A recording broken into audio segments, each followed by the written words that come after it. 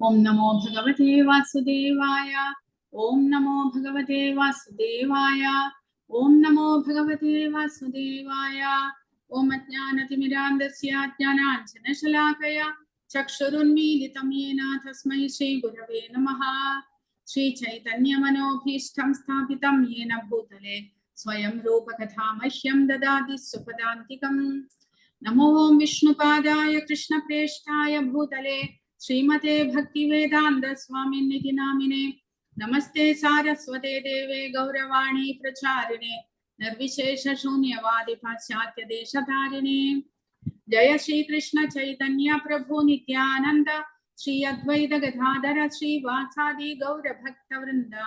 Hare Krishna Krishna Krishna Hare Hare Hare Rama Rama Rama Hare Hare. Hare Krishna.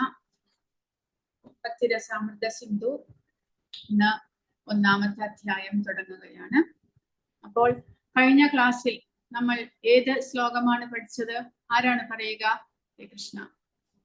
കഴിഞ്ഞ ക്ലാസ്സിൽ പഠിച്ച ശ്ലോകം. ഹരേ കൃഷ്ണ. പറയൂ.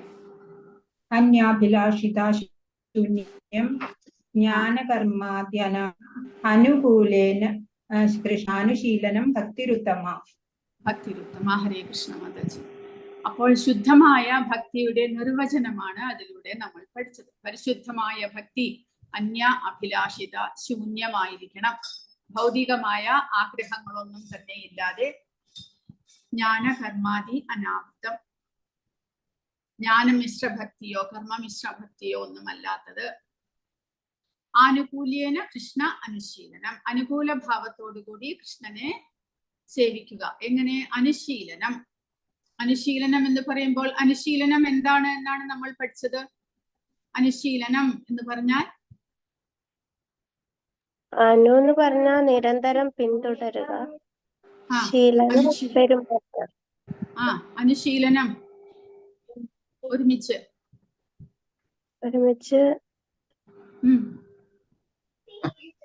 ഭഗവാന്റെ പാതയെ പിന്തുടരുക എന്നുള്ളതാണോ? ഭഗവാന്റെ പാതയെ അല്ല, സേവന പ്രവൃത്തിയിലൂടെ ഭക്തി വളർത്തുക. മുൻഗാമിയായ ആചാര്യന്റെ പാത പിന്തുടരുക, ആചാര്യന്മാരെ പിന്തുടരുക. അതാണ് അനുശീലനം എന്ന് പറയുമ്പോൾ. നമ്മുടെ സ്വന്തമായിട്ടുള്ള വഴികളെ തിരഞ്ഞെടുക്കുകയല്ല. നമ്മൾ സ്വന്തമായിട്ട് എങ്ങനെ ഭക്തിയുത സേവനം ചെയ്യണം എന്നല്ല നമ്മൾ തീരുമാനിക്കുന്നതല്ല. പിന്നെയോ മുൻപിലത്തെ ആചാര്യന്മാർ അവർ നമുക്ക് ഒരുപാട് പുസ്തകങ്ങൾ തന്നിട്ടുണ്ട്, അവർ നമുക്ക് ഒരുപാട് വഴികൾ കാട്ടിയിട്ടുണ്ട്. അവരുടെ പാതകളെ പിന്തുടരുക. അവരെന്താണോ നമുക്ക് നിർദ്ദേശിച്ചിരിക്കുന്നത്, അവരെന്താണോ ഉപദേശിച്ചിരിക്കുന്നത്. വ്യാസദേവനുണ്ട്, അദ്ദേഹം ഒരുപാട് ഗ്രന്ഥങ്ങൾ നമുക്ക് തന്നിട്ടുണ്ട്. അതുപോലെ വൈഷ്ണവ ആചാര്യന്മാരുണ്ട്, ഷഡ്ഗോസ്വാമീസ് ഉണ്ട്. അവരുടെ എല്ലാം ഗ്രന്ഥങ്ങൾ വായിച്ച് എങ്ങനെയാണ് ശുദ്ധമായ ഭക്തിയുത സേവനം ശീലിക്കേണ്ടത്, പെരുമാറേണ്ടത്, ഒരു വൈഷ്ണവൻ എങ്ങനെ പെരുമാറണം, ഒരു വൈഷ്ണവൻ എങ്ങനെ തന്റെ ജീവിത രീതി മാറ്റിയെടുക്കണം, ഒരു വൈഷ്ണവൻ എങ്ങനെ ഭഗവാന്റെ ഭക്തിയുത സേവനങ്ങൾ ചെയ്യണം, പരിശുദ്ധമായ ഭക്തിയിലേക്ക് നമുക്ക് എങ്ങനെ ഉയരാൻ സാധിക്കും എന്നെല്ലാം അവരുടെ ഉപദേശങ്ങളെ അനുസരിച്ച് നമ്മൾ സ്വീകരിക്കുക. അതാണ് അനുശീലനം. അപ്പോൾ അന്യ അഭിലാഷിത ശൂന്യം, ഭൗതികമായിട്ടോ അല്ലെങ്കിൽ ആധ്യാത്മികമായിട്ട് തന്നെ. ഇപ്പോൾ ആഗ്രഹങ്ങൾ, ആധ്യാത്മികമായിട്ടുള്ള ആഗ്രഹങ്ങളും ഉള്ളവരുണ്ട്. ഭഗവാനെ എനിക്ക് നേരിൽ കാണണം, അല്ലെങ്കിൽ ഭഗവാനിൽ ലയിക്കണം. അങ്ങനെയെല്ലാം അവ്യക്തിഗതവാദികൾ ആഗ്രഹിക്കുന്നത് ഭഗവാനിൽ പോയി ലയിക്കുവാൻ. അതെല്ലാം സ്വാർത്ഥതയാണ് എന്നാണ് ആചാര്യന്മാർ പറയുന്നത്.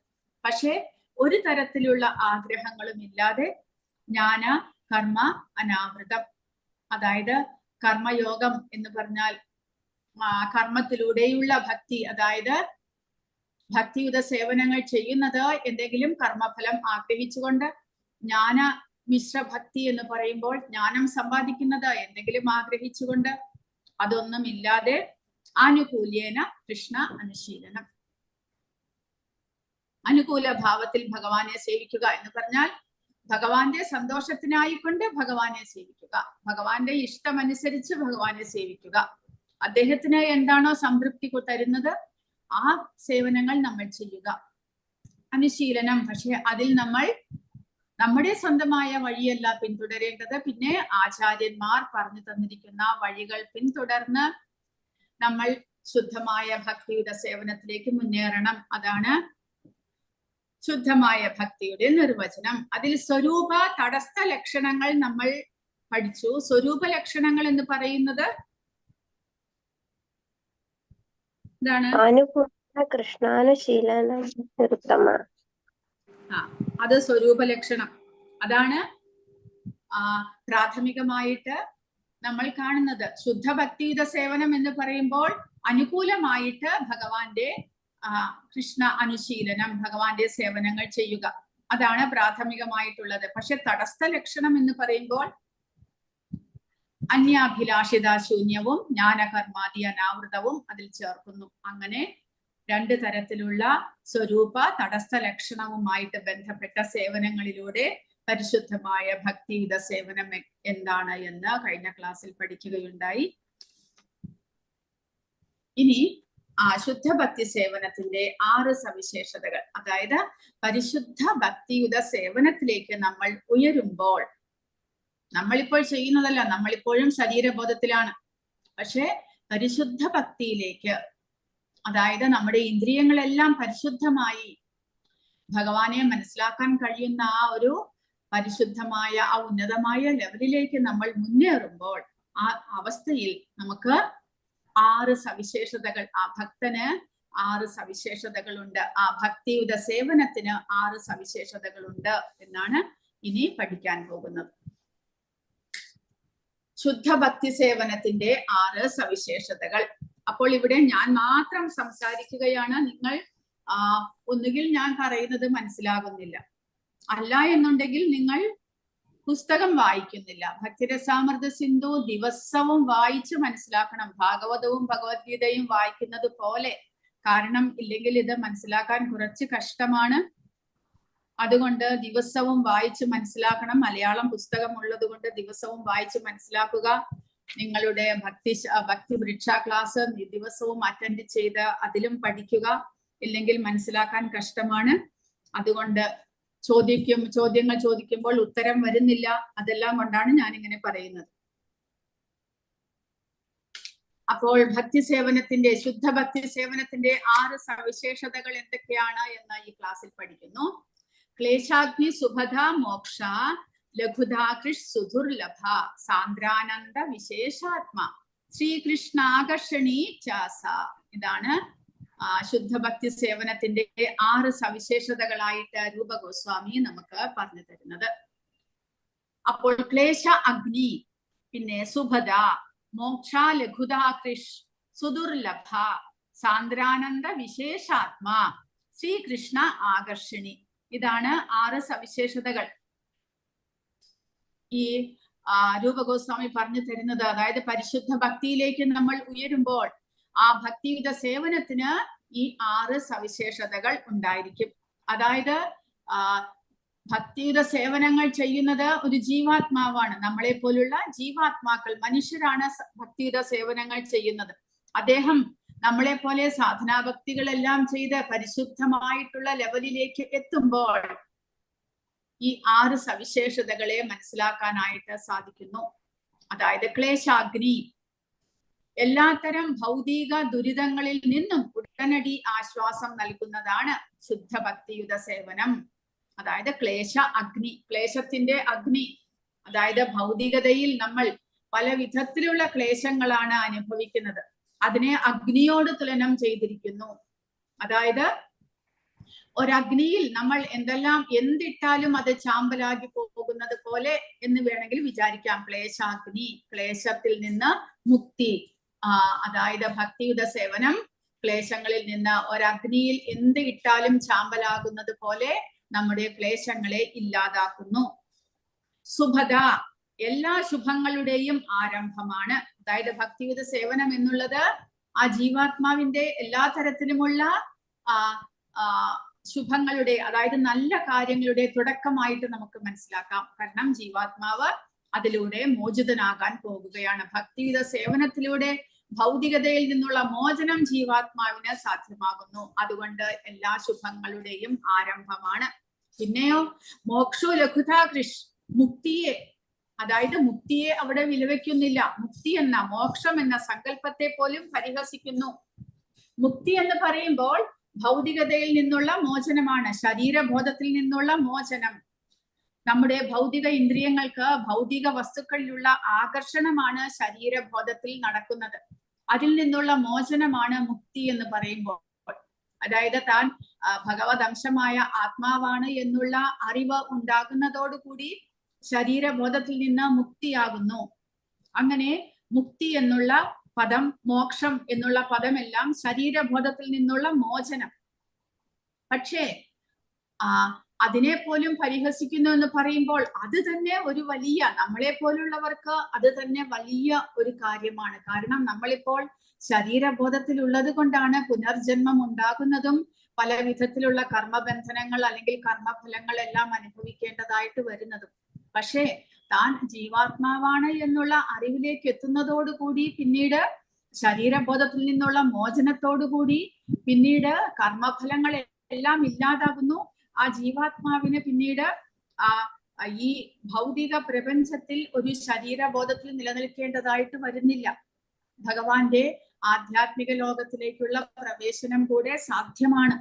എങ്കിലും ഭക്തിയുത സേവനം അതിനെ പോലും പരിഹസിക്കുന്നു. അതുപോലും വേണ്ട എന്നാണ് ഭക്തിയുത സേവനത്തിൽ ഏർപ്പെട്ടിരിക്കുന്നവർ പറയുന്നത്. കാരണം അത് വളരെ തിരസ്കൃതമായ ഒരു പദമാണ് മുക്തി എന്നുള്ളത് എന്ന്. കാരണം ഭക്തിയുത സേവനത്തിലൂടെ ഏറ്റവും ഉന്നതമായിട്ടുള്ള പരമപദത്തെ നമുക്ക് ലഭിക്കുമ്പോൾ ഈ മുക്തി എന്നുള്ളത് ഏറ്റവും എന്ന് പറയുന്നത് ഏറ്റവും താഴെ കിടക്കുന്ന പദമായിട്ട് അല്ലെങ്കിൽ ഒരു പദവിയായിട്ടാണ് കരുതുന്നത്. അതിനെ പരിഹസിക്കുന്നു എന്ന് പിന്നീട് ഡീറ്റെയിൽ ആയിട്ട് പറയുന്നുണ്ട്. പിന്നെ സുദുർലഭം, അങ്ങനെ എളുപ്പമായിട്ട് കിട്ടുന്നതല്ല, അപൂർവമായിട്ട് മാത്രമേ ഭക്തിയുത സേവനം നേടാൻ കഴിയൂ. അല്ലെങ്കിൽ പരിശുദ്ധ ഭക്തിയിലേക്ക് അങ്ങനെ എല്ലാവർക്കും വളരെ എളുപ്പത്തിൽ മുന്നേറാൻ സാധ്യമല്ല, അപൂർവമായി മാത്രമേ നേടാൻ കഴിയുന്നുള്ളൂ. പിന്നെ സാന്ദ്രാനന്ദ വിശേഷാത്മാ, യാന്ത്രികമായിട്ട് ഒരാളെ അതീന്ദ്രിയമായ ആനന്ദത്തിലാക്കുന്നു. അതിനു വേണ്ടിയിട്ട് നമ്മൾ പ്രത്യേക പരിശ്രമം ചെയ്യേണ്ടതായിട്ടില്ല. സാന്ദ്രാനന്ദ വിശേഷ ആത്മ, ഭക്തിയുത സേവനം പരിശീലിക്കുന്ന ഒരാൾ ഓട്ടോമാറ്റിക് ആയിട്ട് തന്നെ അതീന്ദ്രിയമായ ആനന്ദത്തിലേക്ക് ഉയർത്തപ്പെടുന്നു. അവസാനവും ഏറ്റവും ഉന്നതമായിട്ടുമുള്ള വിശേഷം എന്താണ്? ശ്രീകൃഷ്ണ ആകർഷണി.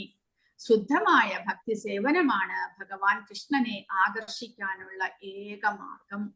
ഭഗവാൻ കൃഷ്ണൻ ഭക്തവത്സലനായി തീരുന്നത് ആ ഭക്തന്റെ പരിശുദ്ധമായ ഭക്തി സേവനത്തിൽ ആകർഷിതനായിട്ടാണ്.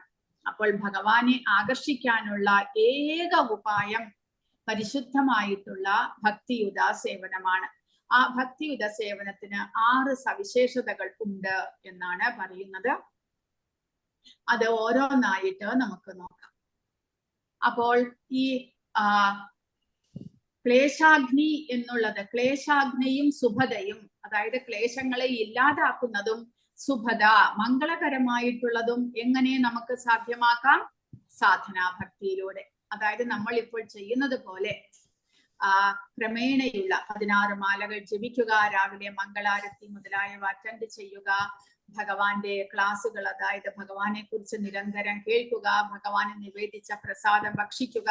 ഇതുവഴി നമ്മുടെ ക്ലേശങ്ങൾ ഉണ്ടാകുന്നത് കർമ്മഫലങ്ങൾ മൂലമാണ്. ആ കർമ്മഫലങ്ങളെ ക്രമേണ ഇല്ലാതാക്കാൻ ഈ സാധനാ ഭക്തിക്ക് സാധിക്കുന്നു. കൂടാതെ സുഭത, മംഗളകരമായിട്ടുള്ളത്, അതായത് ജീവാത്മാവിന് മംഗളകരമായിട്ടുള്ള കാര്യങ്ങൾക്ക് തുടക്കം കുറിക്കുകയാണ് നമ്മൾ സാധനാ ഭക്തിയിലൂടെ. അപ്പോൾ ക്ലേശാഗ്നി, സുഭത എന്നുള്ള ആദ്യത്തെ 2 വിശേഷണങ്ങളും സാധനാ ഭക്തിയിലൂടെ നമുക്ക് നേടിയെടുക്കാനായിട്ട് സാധിക്കുന്നു. ഭാവഭക്തിയിലൂടെ, അതായത് പിന്നീട് ആ സാധനാ ഭക്തിയിൽ ഉയർന്ന് ഭാവഭക്തിയിലേക്ക് നമ്മൾ ഉയരുമ്പോൾ ഇത് 4ഉം നമുക്ക് സാധ്യമാകുന്നു. ഏതെല്ലാം? ക്ലേശാഗ്നി, സുഭത, ലഘുതാ കൃഷ്. മുക്തിയിലേക്ക് നമ്മൾ ഉയരുന്നു. ഭാവഭക്തിയിലേക്ക് ഉയരുന്നതോടുകൂടി ശരീരബോധത്തിൽ നിന്ന് നമ്മൾ മോചിതനാകുന്നു. നമ്മൾ പൂർണ്ണമായിട്ടും ഭഗവത് അംശമായ ഭഗവാന്റെ സേവകനായ ജീവാത്മാവാണ് എന്നുള്ള അറിവിലേക്കും എത്തുന്നു. കൂടാതെ അപൂർവമായ ഒരവസരമാണ്, അപൂർവമായിട്ട് മാത്രം ലഭിക്കുന്ന ഭഗവാന്റെ അനുഗ്രഹം. ഭഗവാൻ അങ്ങനെ എല്ലാവർക്കും പരിശുദ്ധമായ ഭക്തിയെ കൊടുക്കുന്നില്ല എന്നാണ് ആചാര്യന്മാർ പറയുന്നത്.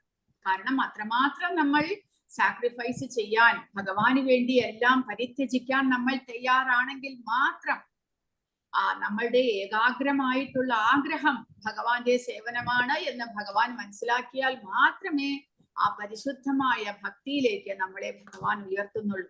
അപ്പോൾ ആ സുദുർലഭമായിട്ടുള്ള അപൂർവമായിട്ടുള്ള ആ ഒരു അവസരം ഭക്തന് ലഭിക്കുന്നത് ഭാവഭക്തിയിലേക്ക് ഉയരുമ്പോഴാണ്. അപ്പോൾ അതുവരെ പരിശ്രമിച്ചുകൊണ്ടേയിരിക്കണം. അപ്പോൾ ആ ഭാവഭക്തിയിൽ ഈ 4 കാര്യങ്ങളെയും നമുക്ക് ലഭിക്കുന്നു എന്നാണ് പറയുന്നത്. ക്ലേശാഗ്നി ഇല്ലാതാകുന്നു, അതായത് ക്ലേശങ്ങൾ ഇല്ലാതാകുന്നു. മംഗളകരമായിട്ടുള്ള കാര്യങ്ങളാണ് നമ്മൾ ചെയ്യുന്നത്. പിന്നെ മുക്തിയെ പോലും വെല്ലുവിളിക്കുന്ന, മുക്തിയെ പോലും മറിക്കുന്ന അല്ലെങ്കിൽ മുക്തിയെയും മറികടക്കുന്ന ഒരു അവസ്ഥയാണ് ഭാവഭക്തി. കൂടാതെ അപൂർവമായിട്ട് ലഭിക്കുന്ന ആ ഭഗവാന്റെ അനുഗ്രഹം. പിന്നെ പ്രേമഭക്തിയിൽ, അതായത് പരിശുദ്ധമായ അവസ്ഥയിൽ ഭഗവാനുമായിട്ട് നമ്മൾ ചേരുന്ന, ഭഗവാന്റെ നേരിട്ടുള്ള ഭക്തിയുത സേവനങ്ങൾ ചെയ്യുന്ന ആ പ്രേമഭക്തിയിലേക്ക് നമ്മൾ ഉയരുന്നതോടുകൂടി സാന്ദ്രാനന്ദ വിശേഷാത്മയും ശ്രീകൃഷ്ണ ആകർഷണിയും കൂടെ അവിടേക്ക് എത്തുന്നു. ആ ഭക്തന്റെ ആ സേവനങ്ങൾ, പ്രേമഭക്തിയുത സേവനങ്ങൾ ഭഗവാനെയും ആകർഷിക്കുന്നു. എങ്ങനെയാണോ വൃന്ദാവനത്തിലെ ഗോപികമാരെ അവരുടെ സേവനങ്ങൾ ഭഗവാനെ ആകർഷിച്ചത്, ഇപ്പോഴും ആ ഭഗവാന്റെ പരിശുദ്ധ ഭക്തിയുത സേവകരിൽ വെച്ച് ഏറ്റവും ശ്രേഷ്ഠം ഗോപികമാരാണ് എന്ന് എല്ലാ ആചാര്യന്മാരും പറയുന്നത്. കാരണം അവരുടെ ആ സേവനങ്ങൾ വഴി അവർക്ക് ഭഗവാനെ പോലും ആകർഷിക്കാൻ സാധിച്ചു. ഭഗവാൻ കൃഷ്ണൻ എന്നുള്ള പേര് തന്നെ എല്ലാവരെയും ആകർഷിക്കുന്നവൻ എന്നാണ് കൃഷ്ണ എന്നുള്ള വാക്കിന്റെ അർത്ഥം. പക്ഷേ ആ കൃഷ്ണനെ ആകർഷിക്കാൻ കഴിയുന്നതാണ് പരിശുദ്ധ ഭക്തിയുത സേവനം. അത് ഗോപികമാർക്ക് സാധിച്ചു. അതാണ് ശ്രീകൃഷ്ണ ആകർഷിണി പ്രേമഭക്തി എന്നുള്ളത്. സകലതും താൻ തന്നെയും ഭഗവാന് സമർപ്പിക്കുന്ന ആ ഒരവസ്ഥ. അപ്പോൾ അങ്ങനെ ക്ലേശാഗ്നി, സുഭദ, മോക്ഷ, ലഘുത, കൃഷ്, പിന്നെ സുദുർലഭ, സാന്ദ്രാനന്ദ, വിശേഷാത്മാ, ശ്രീകൃഷ്ണ ആകർഷിണി, ഈ 6 വിശേഷണങ്ങളാണ്, 6 സവിശേഷതകളാണ് പരിശുദ്ധ ഭക്തിയുത സേവനത്തിന് ഉള്ളത് എന്ന് മനസ്സിലാക്കണം. അതിൽ ക്ലേശാഗ്നിയും സുഭതയും നമ്മുടെ സാധനാഭക്തികൾ, നമ്മളിപ്പോൾ ചെയ്യുന്ന സാധനാഭക്തിയിലൂടെ നമുക്ക് കൈവരിക്കാൻ സാധിക്കുന്നു. നമ്മുടെ കർമ്മഫലങ്ങളെ ഒരുപാട് നമുക്ക് ഇല്ലാതാക്കാൻ സാധിക്കും. 16 മാല ജപിക്കുകയും പ്രസാദം സേവിക്കുകയും ഭാഗവതം, ഭഗവത്ഗീത മുതലായവ വായിക്കുകയും കേൾക്കുകയും ചെയ്യുന്നതിലൂടെ നമ്മുടെ ക്ലേശങ്ങളെയെല്ലാം ഒരുപാട് നമുക്ക് ഇല്ലാതാക്കാൻ സാധിക്കുന്നു.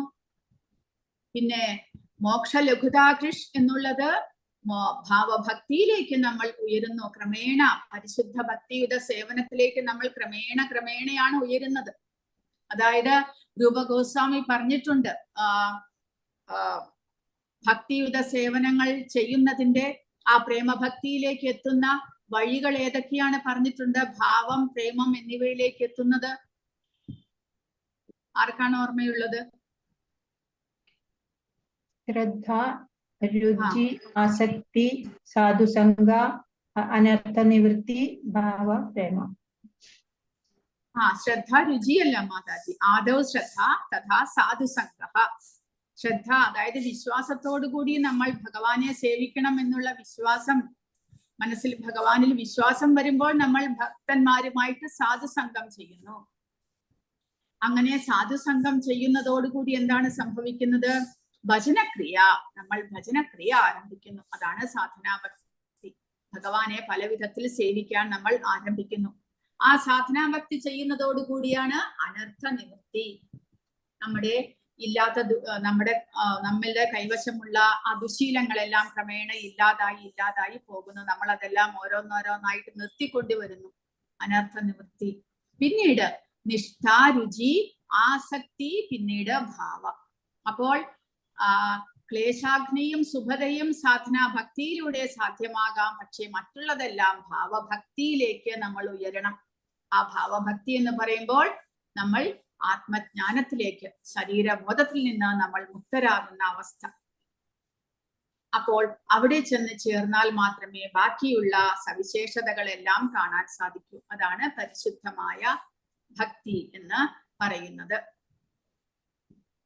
അപ്പോൾ പ്രേമഭാവ സാധനയാണ് ഏറ്റവും താഴെയുള്ളത്. ആ സാധനയിലൂടെ ക്ലേശാഗ്നിയും സുഭതയും രണ്ടാമത്തെ ലെവലാണ് ഭാവഭക്തി. സുഭത മോക്ഷ ലഘുതാകൃഷ്. പിന്നെ പ്രേമഭക്തി സാന്ദ്രാനന്ദ വിശേഷാത്മയും ശ്രീകൃഷ്ണ ആകർഷണിയും. ഏറ്റവും ഹയസ്റ്റ് ലെവലാണ് പ്രേമഭക്തി. അപ്പോൾ ക്ലേശാഗ്നി എന്നുള്ളത് എന്തൊക്കെയാണ് ഓരോന്നായിട്ട് ഇപ്പോൾ വിശദീകരിച്ച് തരികയാണ്. ക്ലേശ എന്ന് പറഞ്ഞാൽ ഭൗതികമായിട്ടുള്ള കഷ്ടപ്പാടുകൾ, അഗ്നി എന്ന് പറഞ്ഞാൽ നശിപ്പിച്ചു കളയുക. ശുദ്ധമായ ഭക്തി സേവനം എല്ലാത്തരം ഭൗതിക ദുരിതങ്ങളിൽ നിന്നും ഉടനടി ആശ്വാസം നൽകുന്നു. എങ്ങനെയാണ് ശുദ്ധമായ ഭക്തി സേവനം എല്ലാത്തരം ഭൗതിക ദുരിതങ്ങളിൽ നിന്നും ഉടനടി ആശ്വാസം നൽകുന്നത് എന്നതാണ് ഇനി വിശദീകരിക്കാനായിട്ട് പോകുന്നത്. കാരണം കഷ്ടപ്പാടിന്റെ കാരണങ്ങൾ എന്തൊക്കെയാണ്, നമ്മൾ എന്തുകൊണ്ടാണ് ഭൗതിക പ്രപഞ്ചത്തിൽ ക്ലേശങ്ങൾ അനുഭവിക്കുന്നത്, അത് നമ്മൾ ആദ്യം മനസ്സിലാക്കണം. കാരണം ഏതൊരു കാര്യത്തിനും ഒരു കാരണം ഉണ്ടാകുമല്ലോ. കാരണം എന്താണ് എന്ന് കണ്ടുപിടിച്ചു കഴിഞ്ഞാൽ, ആ കാരണത്തെ ഇല്ലാതാക്കി കഴിഞ്ഞാൽ പിന്നീട് നമുക്ക് കാര്യം ഉണ്ടാകുന്നില്ല. അപ്പോൾ നമ്മൾ ക്ലേശങ്ങൾ അനുഭവിക്കുന്നു എന്നുണ്ടെങ്കിൽ അതിന്റെ കാരണം എന്താണ്? ക്ലേശസ്തു പാപ തദ്ബീജം അവിദ്യ ചേതി തേത്രിത. 3 കാര്യങ്ങളാണ്, 3 റീസൺ ആണ് ഉള്ളത് ക്ലേശങ്ങൾ അനുഭവിക്കാൻ. ഏതൊക്കെയാണ്? പാപം, ബീജം, അവിദ്യ. 3 കാര്യങ്ങൾ കൊണ്ടാണ് നമ്മൾ കഷ്ടപ്പാടുകൾ അനുഭവിക്കുന്നത്. ഒന്ന് പാപകർമ്മങ്ങൾ, പിന്നെ ആ പാപകർമ്മങ്ങൾ ചെയ്യാനുണ്ടാകുന്ന ബീജം, അതായത് അതിന്റെ വിത്ത്. നമ്മൾ പാപകർമ്മങ്ങൾ ചെയ്യാനായിട്ട് എന്തെങ്കിലും കാരണമുണ്ടാകും. കൂടാതെ അവിദ്യ, അജ്ഞാനം. ഇത് 3മാണ് കഷ്ടപ്പാടിന്റെ കാരണങ്ങൾ എന്നാണ് പറയുന്നത്. അതായത് പാപം, ബീജം എന്ന് പറഞ്ഞാൽ ഭൗതികമായിട്ടുള്ള മോഹങ്ങൾ. അപ്പോൾ പാപം എന്ന് പറഞ്ഞാൽ പാപമായിട്ടുള്ള നമ്മൾ ഓൾറെഡി ചെയ്തു വെച്ചിട്ടുള്ള പാപകർമ്മങ്ങൾ. പിന്നെ ബീജം എന്ന് പറയുമ്പോൾ ഇപ്പോഴും നമ്മുടെ ഉള്ളിൽ പാപകർമ്മങ്ങൾ ചെയ്യാനുള്ള ആഗ്രഹം. എന്തുകൊണ്ട് ആഗ്രഹം? ഭൗതിക മോഹങ്ങൾ. ഭൗതികമായിട്ട് നമുക്ക് പലതും നമ്മുടെ ഇന്ദ്രിയങ്ങൾക്ക് അനുഭവിക്കണം, വേണം എന്നുള്ള ആഗ്രഹങ്ങൾ ഉണ്ടാകുമ്പോൾ അതിനു വേണ്ടിയിട്ട് നമ്മൾ പലതരത്തിലുള്ള കർമ്മങ്ങളും ചെയ്യുന്നു. അത് ബീജമാണ് എന്ന് പറയുന്നു. 3ാമത്തേത് അജ്ഞാനം. അതായത് ഇങ്ങനെയുള്ള ആഗ്രഹങ്ങൾ നമ്മളെ ഇവിടെ ബന്ധനത്തിലാക്കുന്നത് എന്നുള്ള അജ്ഞാനം. നമ്മളും ഈ ഭഗവത്ഗീത ക്ലാസ്സിലേക്ക് വരുന്നതിന് മുൻപ് ഇതിനെക്കുറിച്ചൊന്നും നമുക്കറിയില്ലായിരുന്നു. അജ്ഞാനമായിരുന്നു നമ്മുടെ ഉള്ളിൽ, അവിദ്യയായിരുന്നു. പക്ഷെ ഇപ്പോൾ കുറേശ്ശെ മനസ്സിലായിട്ട് വരുന്നു, നമ്മൾ ഇങ്ങനെ അനാവശ്യമായിട്ട് ഭൗതികമായ വസ്തുക്കളെ ആഗ്രഹിക്കുന്നതെല്ലാം നമ്മുടെ പുനർജന്മത്തിന് കാരണമാകുന്നു എന്ന്. പക്ഷേ ആ അജ്ഞാനം പാപകർമ്മങ്ങളെ ഇല്ലാതാക്കുന്നു. ഞാൻ അജ്ഞാനം മൂലമാണ് ഇങ്ങനെയെല്ലാം ചെയ്തത്, അറിവില്ലായിരുന്നു എനിക്ക് എന്ന് പറഞ്ഞിട്ട് കാര്യമില്ല. അജ്ഞാനം ഒരു റീസൺ അല്ല, എന്ത് എക്സ്ക്യൂസ് അല്ല പാപകർമ്മങ്ങൾ അനുഭവിക്കാതിരിക്കാൻ എന്നാണ് പറയുന്നത്. അതായത് തീയുണ്ട്, തീ തൊട്ടാൽ പൊള്ളും. പക്ഷെ ഒരു കുട്ടി, അത് ചെറിയ കുട്ടിയാണ്, അതിനറിഞ്ഞുകൂടാ തീ തൊട്ടാൽ പൊള്ളും എന്ന് പറഞ്ഞു എന്ന് വിചാരിച്ചിട്ട് ആ കുഞ്ഞ് തൊട്ടു കഴിഞ്ഞാൽ തീ പൊള്ളാതിരിക്കില്ല, തീ പൊള്ളും. കാരണം തീയുടെ സ്വഭാവമാണ് ചൂടും ലൈറ്റും എന്നുള്ളത്. അതുകൊണ്ട് ആ തീ കൈ തൊട്ട് കഴിഞ്ഞാൽ തീ പൊള്ളും എന്ന് അറിയാത്തവൻ പോയി തൊട്ടു, അതുകൊണ്ട് തീ പൊള്ളിക്കാതിരിക്കണം, അതിലർത്ഥമില്ല. കാരണം തീയുടെ സ്വഭാവമാണ് അത്. അതുപോലെ തന്നെ അവിദ്യ, ഞാൻ അറിയാതെയാണ് ഈ കർമ്മങ്ങൾ ചെയ്തത്, ഈ കർമ്മം ചെയ്തത് കൊണ്ട് എനിക്ക് ഇങ്ങനെയെല്ലാം വരുമെന്ന് ഞാൻ അറിഞ്ഞില്ല, അതുകൊണ്ട് എനിക്ക് എക്സ്ക്യൂസ് തരണം ഇല്ല. കാരണം ഭഗവാൻ നമ്മൾ അറിയാൻ വേണ്ടി ഒരുപാട് കാര്യങ്ങൾ ചെയ്തു വെക്കുന്നുണ്ട്. മനുഷ്യജന്മം ലഭിക്കുന്നതോടുകൂടി നമ്മുടെ ആ മനുഷ്യജന്മത്തിന്റെ ഉദ്ദേശം തന്നെ ഈ ഭൗതികമായിട്ടുള്ള ബന്ധനത്തിൽ നിന്നുള്ള മോചനത്തിന് വേണ്ടി പരിശ്രമിക്കുക എന്നുള്ളതാണ്. അതറിയാതെ, അതിനു വേണ്ടി ശ്രമിക്കാതെ നമ്മൾ ഈ ഭൗതികമായ വസ്തുക്കളിൽ ആകർഷിതരായി വീണ്ടും വീണ്ടും പുനർജന്മത്തിന് വേണ്ടി തന്നെ നമ്മൾ പരിശ്രമിക്കുമ്പോൾ, അല്ലെങ്കിൽ ഈ ഭൗതികതയിൽ തന്നെ ഇതാണ് സുഖം, ഇതാണ് എനിക്ക് വേണ്ടത്, ഇവിടെ ഞാൻ എത്ര കാലം വേണമെങ്കിലും ജീവിക്കാൻ തയ്യാറാണ് എന്നുള്ള ചിന്തയിൽ നമ്മൾ ഇവിടെ തന്നെ ജീവിക്കാൻ വേണ്ടി പരിശ്രമിക്കുമ്പോൾ, മോചനത്തിന് വേണ്ടി പരിശ്രമിക്കാതിരിക്കുമ്പോൾ, അത് എന്താണ്, നമ്മളെ പാപകർമ്മത്തിൽ നിന്ന് മുക്തരാക്കുന്നില്ല. അതൊരു എക്സ്ക്യൂസ് ആയിട്ട് തരുന്നില്ല. കാരണം ഭഗവാൻ അനേക ജന്മങ്ങൾക്ക് ശേഷം ഒരു ചാൻസ് തരികയാണ്. നിങ്ങൾ രക്ഷപ്പെടുന്നുണ്ടോ എന്ന് നോക്കാം എന്ന് പറഞ്ഞുകൊണ്ട് മനുഷ്യജന്മത്തിന്റെ ഒരു ചാൻസ് തരികയാണ്. ആ അവസരത്തിൽ നമ്മൾ മനുഷ്യനായി പെരുമാറാതെ മൃഗങ്ങളെ പോലെ ഇന്ദ്രിയ സുഖഭോഗത്തിന് വേണ്ടി മാത്രം പരിശ്രമിക്കുമ്പോൾ നമ്മൾ വീണ്ടും പുനർജന്മത്തിലേക്ക് തന്നെ വരുന്നു, ക്ലേശങ്ങൾ അനുഭവിക്കാൻ തന്നെ വരുന്നു. അതുകൊണ്ട് കഷ്ടപ്പാടിന് മൂന്നുള്ള കാരണങ്ങൾ: പാപം, ഓൾറെഡി ചെയ്തിട്ടുള്ള മുൻ ജന്മങ്ങളിൽ ചെയ്തിട്ടുള്ള പാപപ്രതികരണങ്ങൾ, പിന്നെ രണ്ടാമത് ബീജം, ഇപ്പോഴും ഭൗതികമായ മോഹങ്ങൾക്ക് അടിമപ്പെട്ട് വീണ്ടും വീണ്ടും ചെയ്യാൻ ആഗ്രഹിക്കുന്ന ആ കർമ്മങ്ങൾ, മൂന്നാമത്തേത് അവിദ്യ, അജ്ഞാനം മൂലം, അറിവില്ലായ്മ മൂലം നമ്മൾ പാപകർമ്മങ്ങൾ ചെയ്യുന്നത്. ഇനി പാപം, ആദ്യത്തേത് പാപം എന്നാൽ എന്ത്? പാപ പ്രതികരണങ്ങളുടെ തരങ്ങൾ ഏതൊക്കെ? അപരാധം, അപക്വമായ പാപം എന്നുള്ളത് പാപത്തിന് രണ്ട് വിഭാഗങ്ങളുണ്ട്. ഏതൊക്കെയാണത്? ഒന്ന്, ഓൾറെഡി ചെയ്ത് വെച്ചിരിക്കുന്നത്, ഒരുപാട് ചെയ്ത് വെച്ചിരിക്കുന്നു, അതിൽ ഓരോന്നോരോന്നായിട്ടാണ് നമ്മൾ അനുഭവിക്കുന്നത്. അപ്പോൾ നമ്മൾ അനുഭവിക്കുന്നത് ഓൾറെഡി പാകമായതും പിന്നെ അനുഭവിക്കാതെ നമ്മൾ കൂട്ടി വെച്ചിരിക്കുന്നത് കുറെ, അതിങ്ങനെ രണ്ട് വിധത്തിലുണ്ട്. ഓൾറെഡി അനുഭവിക്കുന്നത് പ്രാരാബ്ധ കർമ്മങ്ങൾ, ഇനി അനുഭവിക്കാതെ നമ്മൾ കൂട്ടിവെച്ചിരിക്കുന്നത് അപ്രാരാബ്ധ കർമ്മങ്ങൾ. അങ്ങനെ പാപത്തിന് രണ്ട് വിഭാഗം. അത് നമ്മൾ പ്രത്യേകമായിട്ട് മനസ്സിലാക്കണം. അപ്പോൾ മൂന്ന് കാരണങ്ങളാണ് ക്ലേശങ്ങൾ അനുഭവിക്കാൻ: പാപം, ബീജം, അവിദ്യ. അതിൽ പാപം എന്നുള്ളത് രണ്ട് തരമായിട്ട് തിരിച്ചിരിക്കുന്നു.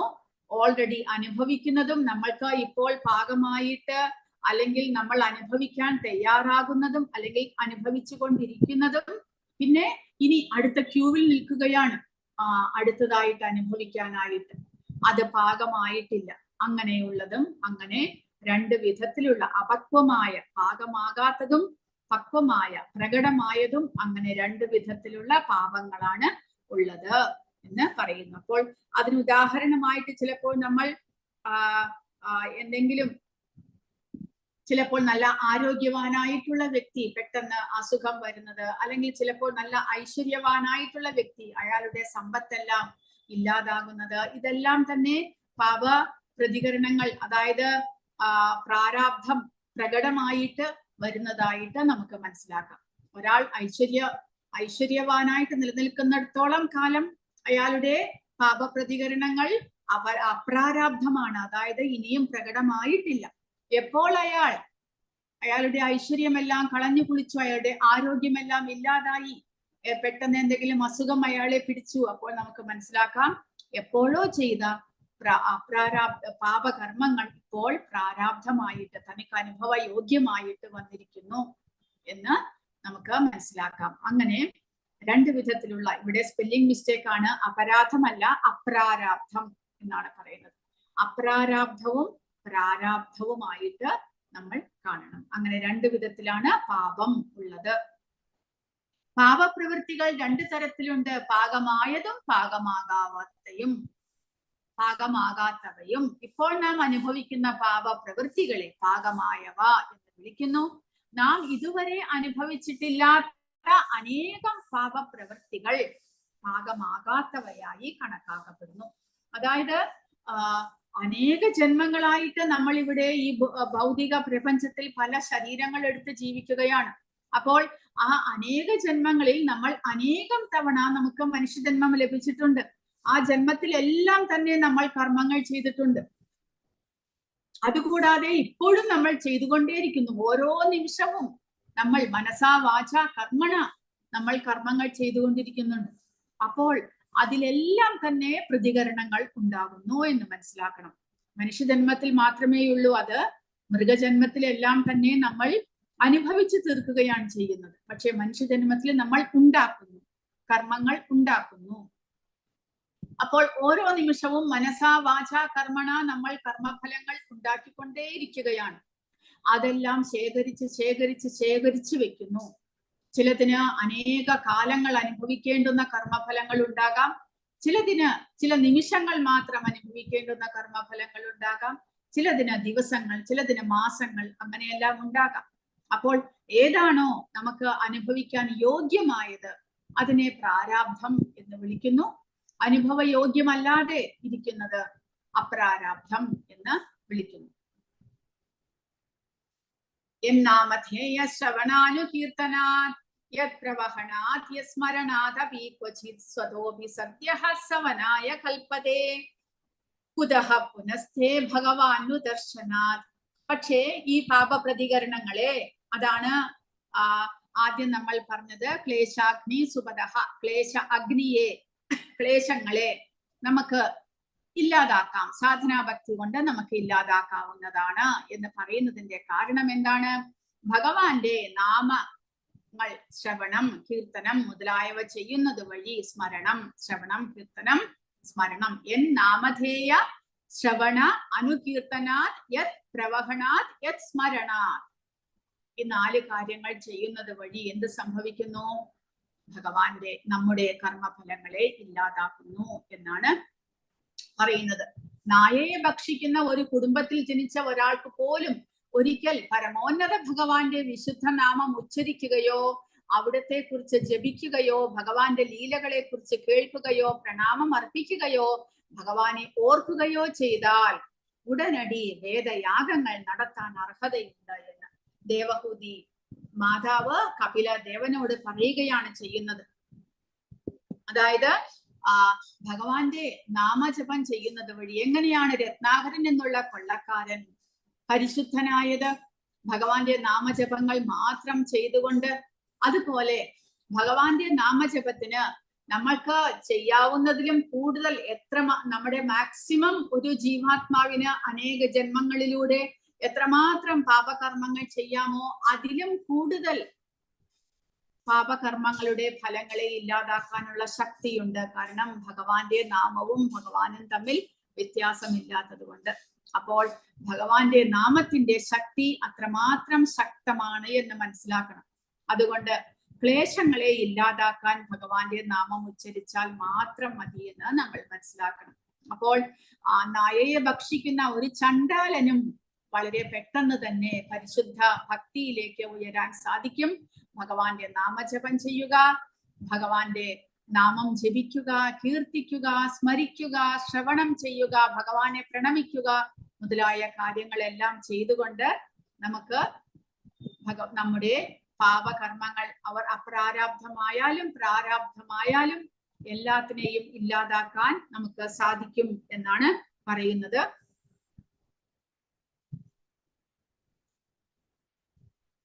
അതിന് ഭഗവാൻ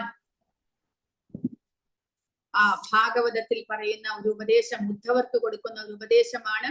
എത്ര വേണമെങ്കിലും ഇന്ധനത്തെ നിമിഷം കൊണ്ട് എരിച്ചു കളയാൻ കഴിവുള്ള കത്തിജ്വലിക്കുന്ന അഗ്നിക്ക് തുല്യമാണ് എനിക്കായി ചെയ്യുന്ന ഭക്തിയുത സേവനം.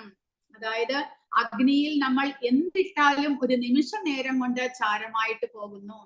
അതുപോലെ ഭഗവാന്റെ ഭക്തിയുത സേവനം, ശ്രവണം, കീർത്തനം, സ്മരണം മുതലായിട്ടുള്ള ഭക്തിയുത സേവനങ്ങൾ നമ്മുടെ പാപകർമ്മങ്ങളെ ഒരു നിമിഷം കൊണ്ട് ഇല്ലാതാക്കുന്നു എന്ന് മനസ്സിലാക്കുന്നു. പാപകർമ്മങ്ങളാകുന്ന ഇന്ധനത്തെ മുഴുവൻ നിമിഷം കൊണ്ട് എരിച്ചു കളയാനുള്ള ശക്തി കൃഷ്ണാവബോധത്തോടെയുള്ള ഭക്തിയുത സേവനത്തിന് കഴിയും എന്ന് മനസ്സിലാക്കണം. അപ്പോൾ ക്ലേശാഗ്നി എന്നുള്ളത് നമുക്ക് സാധനാ ഭക്തി കൊണ്ട് നമുക്ക് സാധിക്കാവുന്നതാണ്. കൃഷ്ണാവബോധത്തിലും ഭക്തി സേവനത്തിലും ഏർപ്പെട്ടിരിക്കുന്ന ഒരാൾ ഭൗതിക പാപ പ്രവർത്തനങ്ങളുടെ എല്ലാ മലിനീകരണങ്ങളിൽ നിന്നും മോചിതനായിരിക്കുന്നു എന്നതിൽ സംശയമില്ല. അതുകൊണ്ട് ഭക്തി സേവനത്തിന് പാപ പ്രവൃത്തികളോടുള്ള എല്ലാത്തരം പ്രതികരണങ്ങളെയും യഥാർത്ഥത്തിൽ നിഷ്ഫലമാക്കാനുള്ള ശക്തിയുണ്ട്. അപ്പോൾ കൃഷ്ണാവബോധത്തിൽ, അതായത് നമ്മുടെ അവബോധം സദാസമയവും കൃഷ്ണനിൽ അർപ്പിച്ചുകൊണ്ടിരിക്കുക, കൂടാതെ ഭക്തിയുത സേവനങ്ങൾ ചെയ്തുകൊണ്ടിരിക്കുക. അങ്ങനെ ചെയ്തുകൊണ്ടിരുന്നാൽ നമ്മുടെ പാപപ്രതികരണങ്ങളെ വളരെ എളുപ്പത്തിൽ നമുക്ക് ഇല്ലാതാക്കാനായിട്ട് സാധിക്കുന്നു. ഇനിയും പാപത്തെ കുറിച്ച് തന്നെ പറയുകയാണ്. അപ്രാരാബ്ധ ഫലം പാപം കൂടം ബീജം ഫലോന്മുഖം ക്രമേണൈവ പ്രളീയതേ വിഷ്ണു ഭക്തിരതാത്മന. ഇത് ഭഗവത്ഗീതയിലും പ്രഭുപാദ കൊടുത്തിരിക്കുന്നു. 9ാമത്തെ അധ്യായത്തിൽ രാജവിദ്യ രാജഗുഹ്യം പവിത്രമിതമുത്തമം പ്രത്യക്ഷാവഗമം ധർമ്മ്യം സുസുഖം കർത്തുമവ്യയം എന്നതിൽ പ്രഭുപാദ വ്യാഖ്യാനത്തിൽ കൊടുത്തിരിക്കുന്നു. കാരണം ഇത് ഉത്തമം പവിത്രം എന്ന് പറയാൻ കാരണം എന്താണ്? പ്രഭുപാദ പറഞ്ഞിരിക്കുന്നത് ഭക്തിയുത സേവനത്തിന് നമ്മുടെ എത്രമാത്രം വലിയ അപ്രാരാബ്ധ ഫലങ്ങളെയും, അപ്രാരാബ്ധമാകട്ടെ കൂടമാകട്ടെ ബീജമാകട്ടെ എല്ലാത്തിനെയും ഇല്ലാതാക്കാൻ കഴിയും എന്ന് പ്രഭുപാദ കൊടുത്തിരിക്കുന്നു.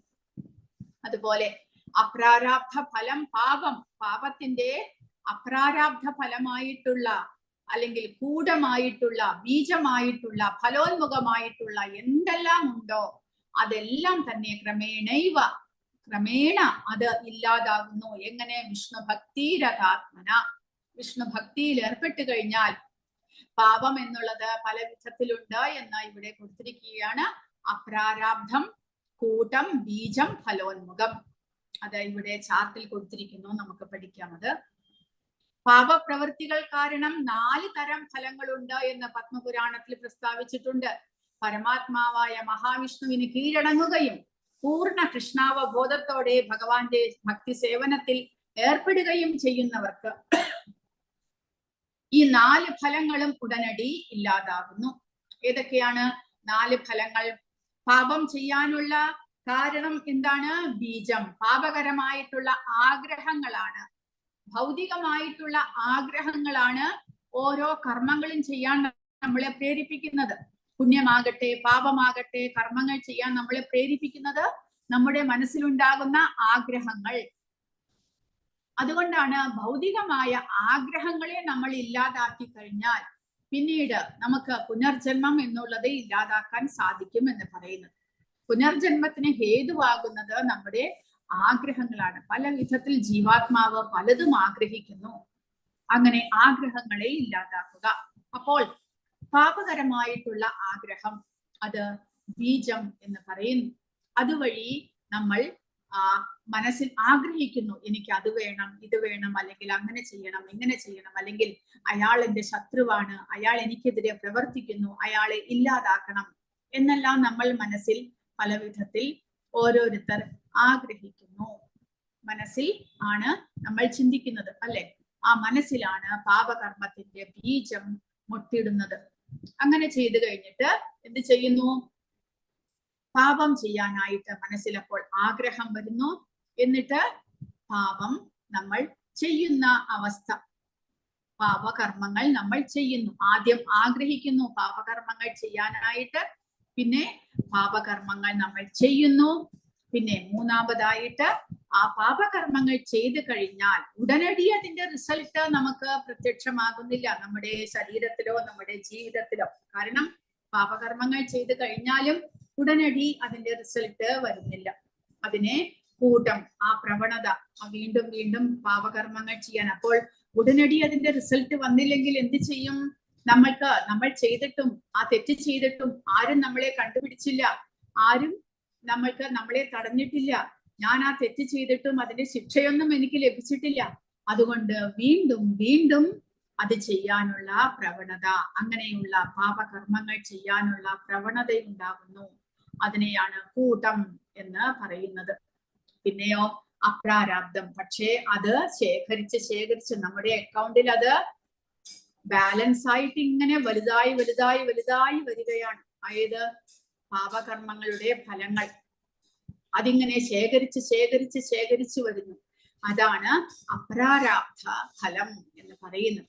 അതെപ്പോൾ ഓരോന്നായിട്ട് ഓരോ സമയത്ത്, അതായത് ഓരോ ജന്മത്തിൽ ഓരോ സമയത്ത് ഓരോ കാലയളവിൽ ചെയ്തത് ഓരോന്നായിട്ടാണ് ഈ ജീവാത്മാവിനെ അനുഭവിക്കേണ്ടതായിട്ട് വരുന്നത്. ഓരോ കാലയളവിൽ അനുഭവിക്കേണ്ടതായിട്ട് വരുന്നു. അപ്പോൾ അത് പ്രകടമാകുന്ന അവസ്ഥയെ അല്ലെങ്കിൽ അനുഭവയോഗ്യമാകുന്ന അവസ്ഥയെ എന്ത് പറയുന്നു? പ്രാരാബ്ധം എന്ന് പറയുന്നു. അപ്പോൾ പാപകർമ്മങ്ങളെ 4 വിധത്തിൽ തരംതിരിക്കാം. ഒന്ന്, പാപകരമായ കർമ്മങ്ങൾ ചെയ്യാനുള്ള ആഗ്രഹം മനസ്സിൽ ഉദിക്കുന്നു.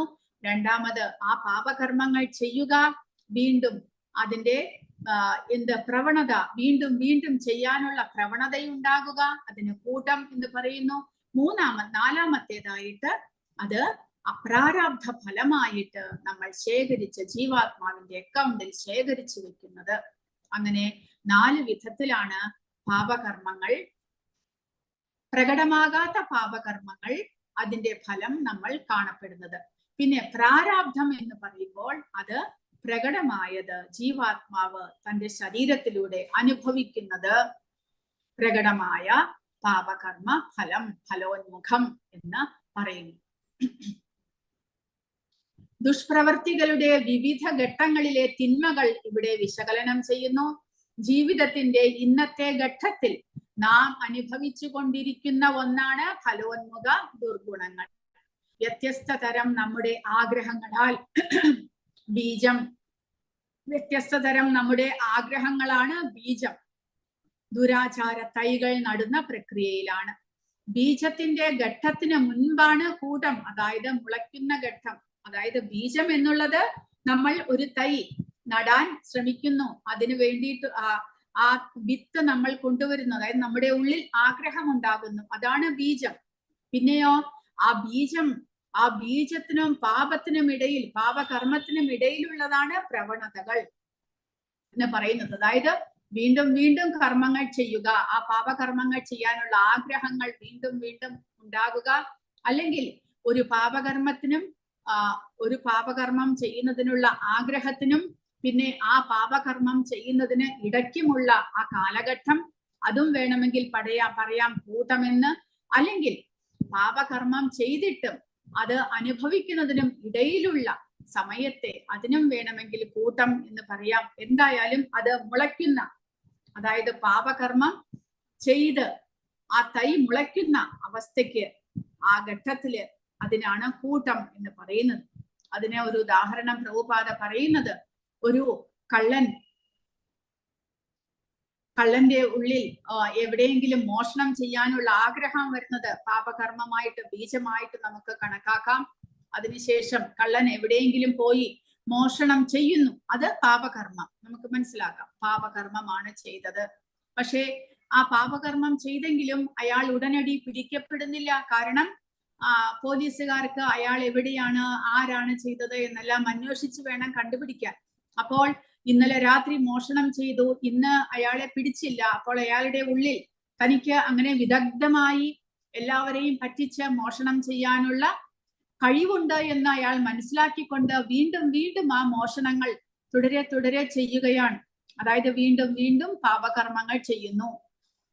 അപ്പോൾ ആ അവസ്ഥയെ കൂട്ടം എന്ന് പറയുന്നു. ആ ഗ്യാപ്പ് പിന്നീട് അയാൾ ഒരു ദിവസം മോഷണം ചെയ്യുന്ന സമയത്ത് പോലീസുകാർ അയാളെ വലവീശി പിടിക്കുന്നു, അത് ഫലോന്മുഖമായിട്ട് മാറുന്നു. അപ്പോൾ അതിന്റെ ഇടയ്ക്ക് ബീജത്തിനും ആഗ്രഹവും പാപകർമ്മവും പിന്നെ ഫലോന്മുഖവുമായിട്ടുള്ള ആ ഗ്യാപ്പിന് കൂട്ടം, എല്ലാത്തിന്റെയും മധ്യത്തിലുള്ള അവസ്ഥയ്ക്ക് കൂട്ടം, അതായത് വിത്തുകൾ നടുന്നതും ആ വിത്ത് നട്ടിട്ട് പാപകർമ്മം ചെയ്തിട്ട് അത് മുളയ്ക്കുന്നതും ഇടയിലുള്ള ഗ്യാപ്പിന് കൂട്ടം എന്ന് പറയാം.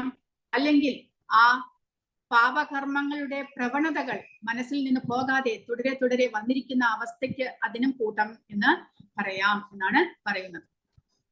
അപ്രാരാബ്ധമാണ് എല്ലാത്തിന്റെയും ഉറവിടം. ദുഷിച്ച ജീവിതത്തിന്റെ ഈ സംഭരണശാലയിൽ നിന്നാണ് മറ്റെല്ലാ ഘട്ടങ്ങളും വികസിക്കുന്നത്. ഭക്തിസേവനം സ്വീകരിക്കുന്നതിലൂടെ ദുഷിച്ച ജീവിതത്തിന്റെ ഈ ഘട്ടങ്ങളെല്ലാം ഒറ്റയടിക്ക് ഇല്ലാതാകുന്നു. അതായത് അപ്രാരാബ്ധ ഫലമാണ് ക്ലേശത്തിന് കാരണമായിട്ട് വരുന്നത്. അതായത് അനേക ജന്മങ്ങളിലെ പാപകർമ്മങ്ങൾ നമ്മൾ ശേഖരിച്ച് വെച്ചിരിക്കുന്നു.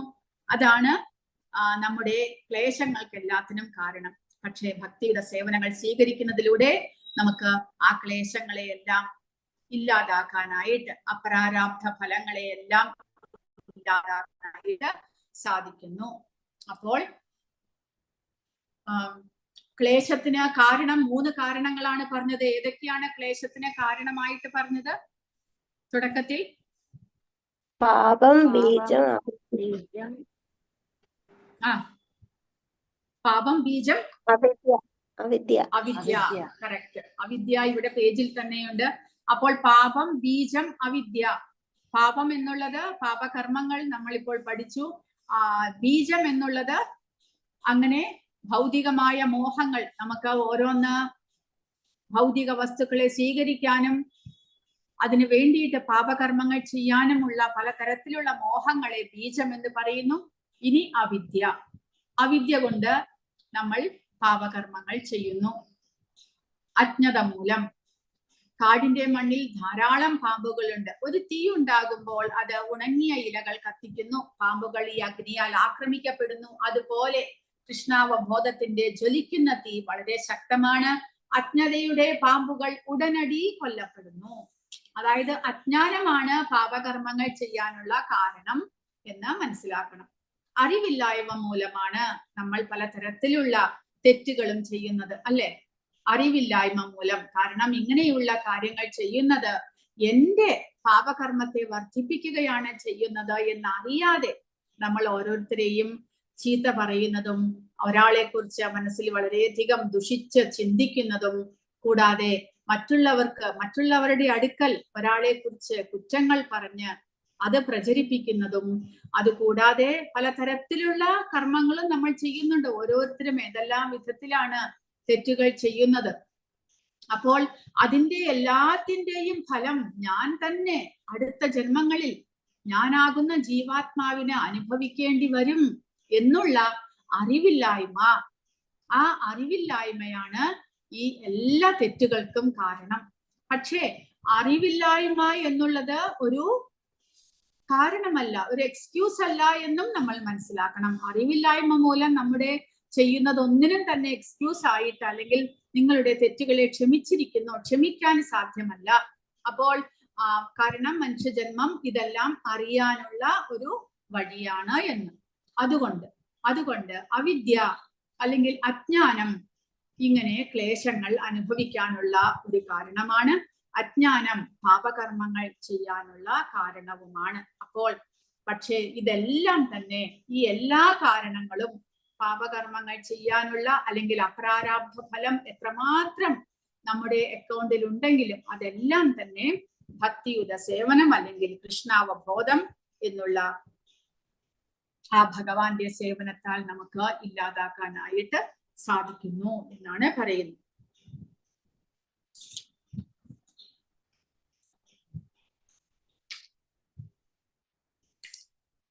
ക്ലേശാഗ്നി. അങ്ങനെ ക്ലേശാഗ്നി എന്നുള്ളത് കഷ്ടപ്പാടിന് 3 കാരണങ്ങൾ: പാപം, പാപപരമായ പ്രവർത്തനങ്ങൾ, ബീജം, ഭൗതിക മോഹങ്ങൾ, അവിദ്യ, അജ്ഞത. ഇതിനെ എല്ലാത്തിനെയും നമുക്ക് അഗ്നി കൊണ്ട് ഇല്ലാതാക്കാം. ഭൗതിക മലിനീകരണം, പ്രഭുപാദ അതിനെ പറയുന്നത് ഭൗതിക മലിനീകരണം. പലതരത്തിലുള്ള പാപകർമ്മങ്ങൾ നമ്മൾ ചെയ്യുന്നതിനെ ഭൗതിക മലിനീകരണം വളരെ സൂക്ഷ്മമാണ്. അതായത് അതിന്റെ പ്രവർത്തനങ്ങൾ നമ്മൾ ഭഗവത്ഗീതയിൽ ഭഗവാൻ പറയുന്നുണ്ട്, കർമ്മം എന്നുള്ളത് വളരെയധികം സൂക്ഷ്മമാണ്. അതിനെക്കുറിച്ച് നമ്മൾ വിശദമായി മനസ്സിലാക്കിയാൽ മാത്രമേ നമുക്ക് കർമ്മം എങ്ങനെ കൃത്യമായിട്ട് പാപപ്രതികരണങ്ങൾ ഇല്ലാതെ ചെയ്യാൻ സാധിക്കും എന്ന് നമ്മൾ മനസ്സിലാക്കാൻ സാധിക്കുകയുള്ളൂ എന്ന് 3-ാമത്തെ അധ്യായത്തിൽ ഭഗവാൻ പറയുന്നുണ്ട്. അതുപോലെ വളരെ വളരെ സൂക്ഷ്മമാണ്. ഓരോ നിമിഷവും നമ്മൾ ചെയ്യുന്ന അല്ലെങ്കിൽ ചിന്തിക്കുന്ന കാര്യങ്ങൾക്ക് കർമ്മഫലം ഉണ്ടാകുന്നു. അതിന്റെ ആരംഭം, അതിന്റെ ഫലങ്ങൾ, ദുരിതത്തിന്റെ രൂപത്തിൽ അത്തരം ഫലങ്ങൾ ഒരാൾ എങ്ങനെ അനുഭവിക്കുന്നു എന്നിവ ഒരു വലിയ ശൃംഖലയുടെ ഭാഗമാണ്. അതിങ്ങനെ ചെയിനായിട്ട്, കണക്ഷനായിട്ട് വന്നിരിക്കുകയാണ്. ആദ്യം നമ്മുടെ ഉള്ളിൽ മോഹമുണ്ടാകുന്നു. പിന്നീട് ആ മോഹം അത് പ്രാക്ടിക്കലായിട്ട് അത് പ്രാവർത്തികമാക്കാൻ വേണ്ടിയിട്ട് നമ്മൾ പരിശ്രമിക്കുന്നു, അല്ലെ?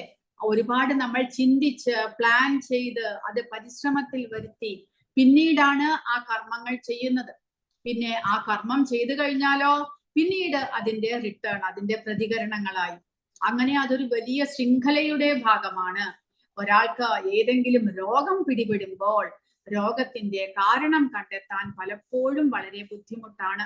നമ്മുടെ പാപപ്രവർത്തന വിത്തുകളുടെ എല്ലാ ഫലങ്ങളും തടയുന്നതിനുള്ള പ്രായോഗിക കുത്തിവയ്പ് കൃഷ്ണാവബോധത്തിൽ ഏർപ്പെടുക എന്നത് മാത്രമാണ്. അപ്പോൾ എന്തെല്ലാം ക്ലേശങ്ങളാണ് നമുക്ക് ഭൗതിക പ്രകൃതിയിൽ കാണാൻ സാധിക്കുന്നത്. പല വിധത്തിലാണ് ക്ലേശങ്ങൾ ഓരോരുത്തരും അനുഭവിക്കുന്നത്.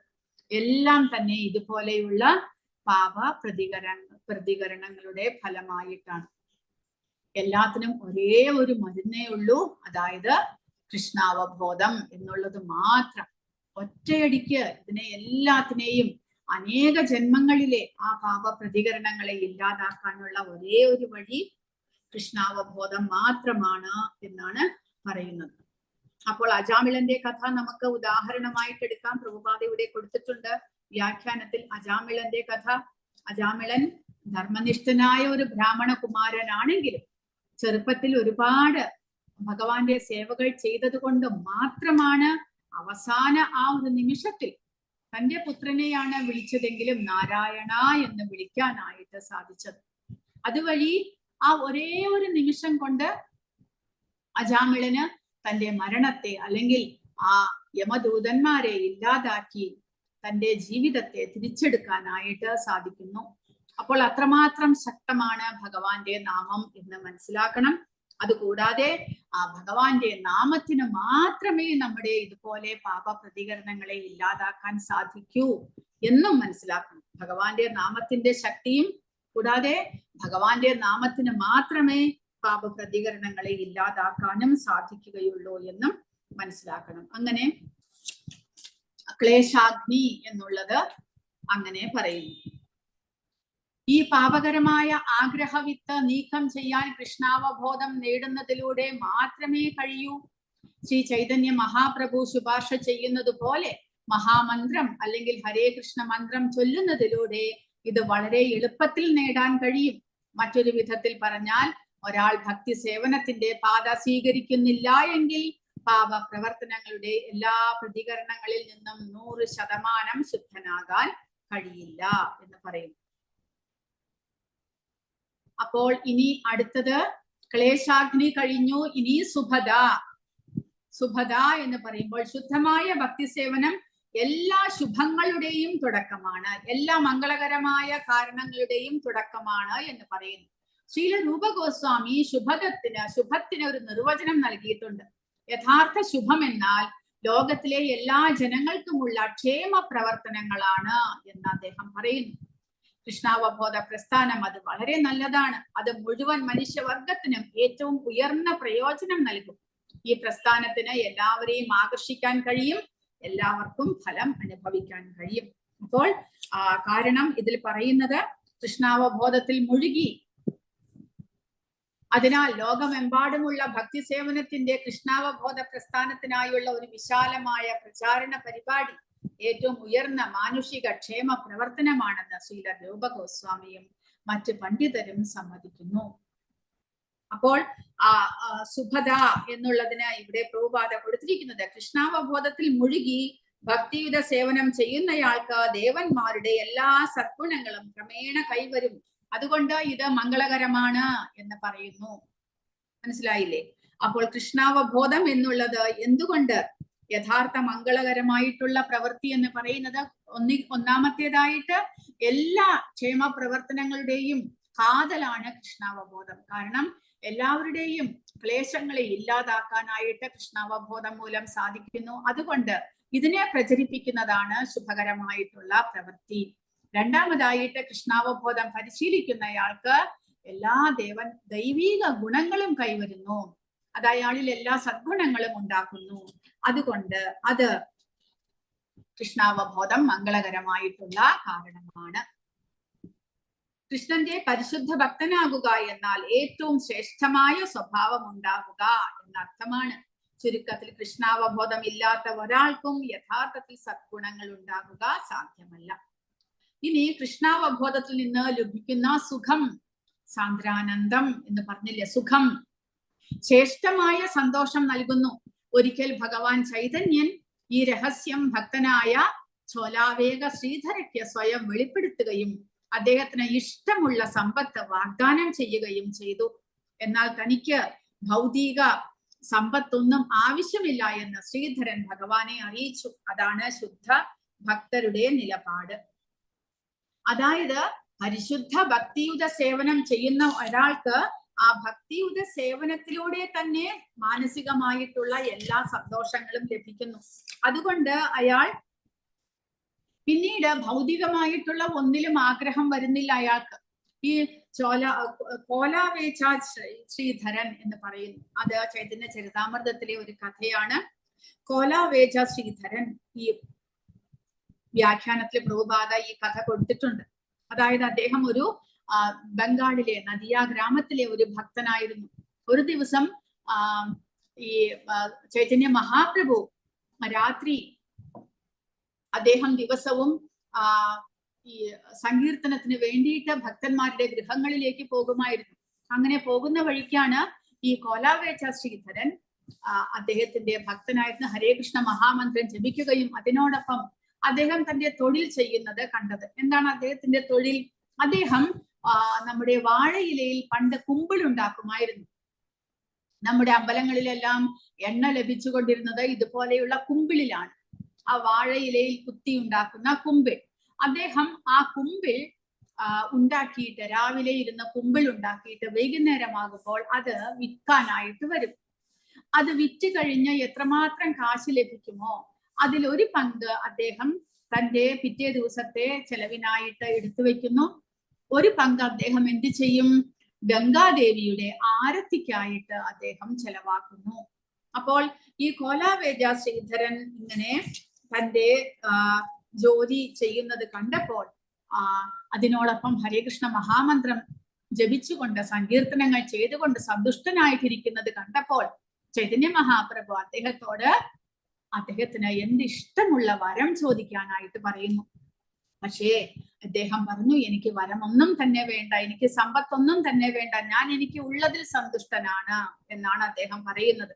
അപ്പോൾ അദ്ദേഹത്തിന് ചൈതന്യ മഹാപ്രഭുവിന്റെ ഭക്തി അത് മാത്രമേ ആവശ്യമുള്ളൂ എന്ന് പറയുന്നു. ഇതാണ് ശരിയായിട്ടുള്ള ഭക്തി. കാരണം ഭൗതികമായ ഒന്നിലും ആഗ്രഹമില്ലാതിരിക്കുക, ആധ്യാത്മികമായിട്ടുള്ള സന്തോഷം അത് ഭക്തിയുടെ സേവനത്തിൽ നിന്ന് ലഭിക്കുന്നത്, അതിൽ സംതൃപ്തനാകുന്നു. അതാണ് ഏറ്റവും ശ്രേഷ്ഠമായ സുഖം എന്ന് മനസ്സിലാക്കുന്ന ആ ഒരവസ്ഥ. അതാണ് സുഖം ഇത് എന്ന് ഇതിലൂടെ പറയുന്നത്. 6 സവിശേഷതകളിൽ ഒന്ന് അയാളെ സ്വയം അതീന്ദ്രിയ ആനന്ദത്തിൽ എത്തിക്കുന്ന അവസ്ഥ, അതാണ് സുഖം എന്ന് പറയുന്നത്.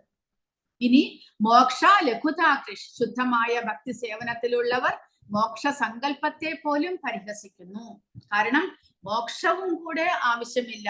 ശരീരബോധത്തിൽ നിന്നുള്ള മുക്തി, ആ മുക്തിയിലേക്ക് ഉയർന്നു കഴിഞ്ഞാൽ ചിലർ അതിൽ സന്തുഷ്ടരാകുന്നുണ്ട്. പക്ഷെ അതിനെ കൂടെ പരിഹസിക്കുന്നു. കാരണം ഭക്തിയുത സേവനത്തിലൂടെ ഒരാൾക്ക് ഏറ്റവും ഉയർന്ന ഭഗവാന്റെ പരമപദം പോകാൻ സാധിക്കുന്നു. അപ്പോൾ ആ മോക്ഷം, മുക്തി എന്നുള്ളത് ഇവിടെ പറയുന്നത് ഒരു രാജ്ഞിയുടെ സ്വന്തം പരിചാരകരും വേലക്കാരികളും രാജ്ഞിയെ എല്ലാ ബഹുമാനത്തോടും പ്രണാമങ്ങളോടും കൂടി അനുഗമിക്കുന്നത് പോലെ തന്നെ മതപരത, സാമ്പത്തിക വികസനം, ഇന്ദ്രിയ സംതൃപ്തി, മോക്ഷം എന്നിവയുടെ സന്തോഷങ്ങൾ ഭഗവാന്റെ ഭക്തി സേവനത്തെ പിന്തുടരുന്നു എന്നാണ് ഇവിടെ പ്രസ്താവിക്കുന്നത്. അതായത് 4 പുരുഷാർത്ഥങ്ങളുണ്ട്. എന്തൊക്കെയാണ് 4 പുരുഷാർത്ഥങ്ങൾ? ധർമ്മ, അർത്ഥ, കാമ, മോക്ഷം. ആ മോക്ഷം, അതിൽ ധാർമ്മികമായ ജീവിതം നയിച്ച് അർത്ഥം സമ്പാദിച്ച്, അല്ലെങ്കിൽ ധനം സമ്പാദിച്ച് നിയന്ത്രണ വിധേയമായ ഇന്ദ്രിയ സുഖഭോഗങ്ങൾ അനുഭവിച്ച, പക്ഷെ അവസാനം മുക്തിയിലേക്ക് നമ്മൾ പരിശ്രമിക്കണം. പക്ഷെ ഈ 4 പുരുഷാർത്ഥങ്ങളും ഭക്തിയുത സേവനത്തിനെ അനുഗമിക്കുന്നു എന്നാണ് പറയുന്നത്. അതായത് ഭക്തിയുത സേവനങ്ങൾ ചെയ്യുന്ന ഒരാളെ ഈ 4 പുരുഷാർത്ഥങ്ങളും അനുഗമിക്കുന്നു, സേവിക്കാൻ തൽപരരായിട്ട് ഇരിക്കുന്നു എന്നാണ് പറയുന്നത്.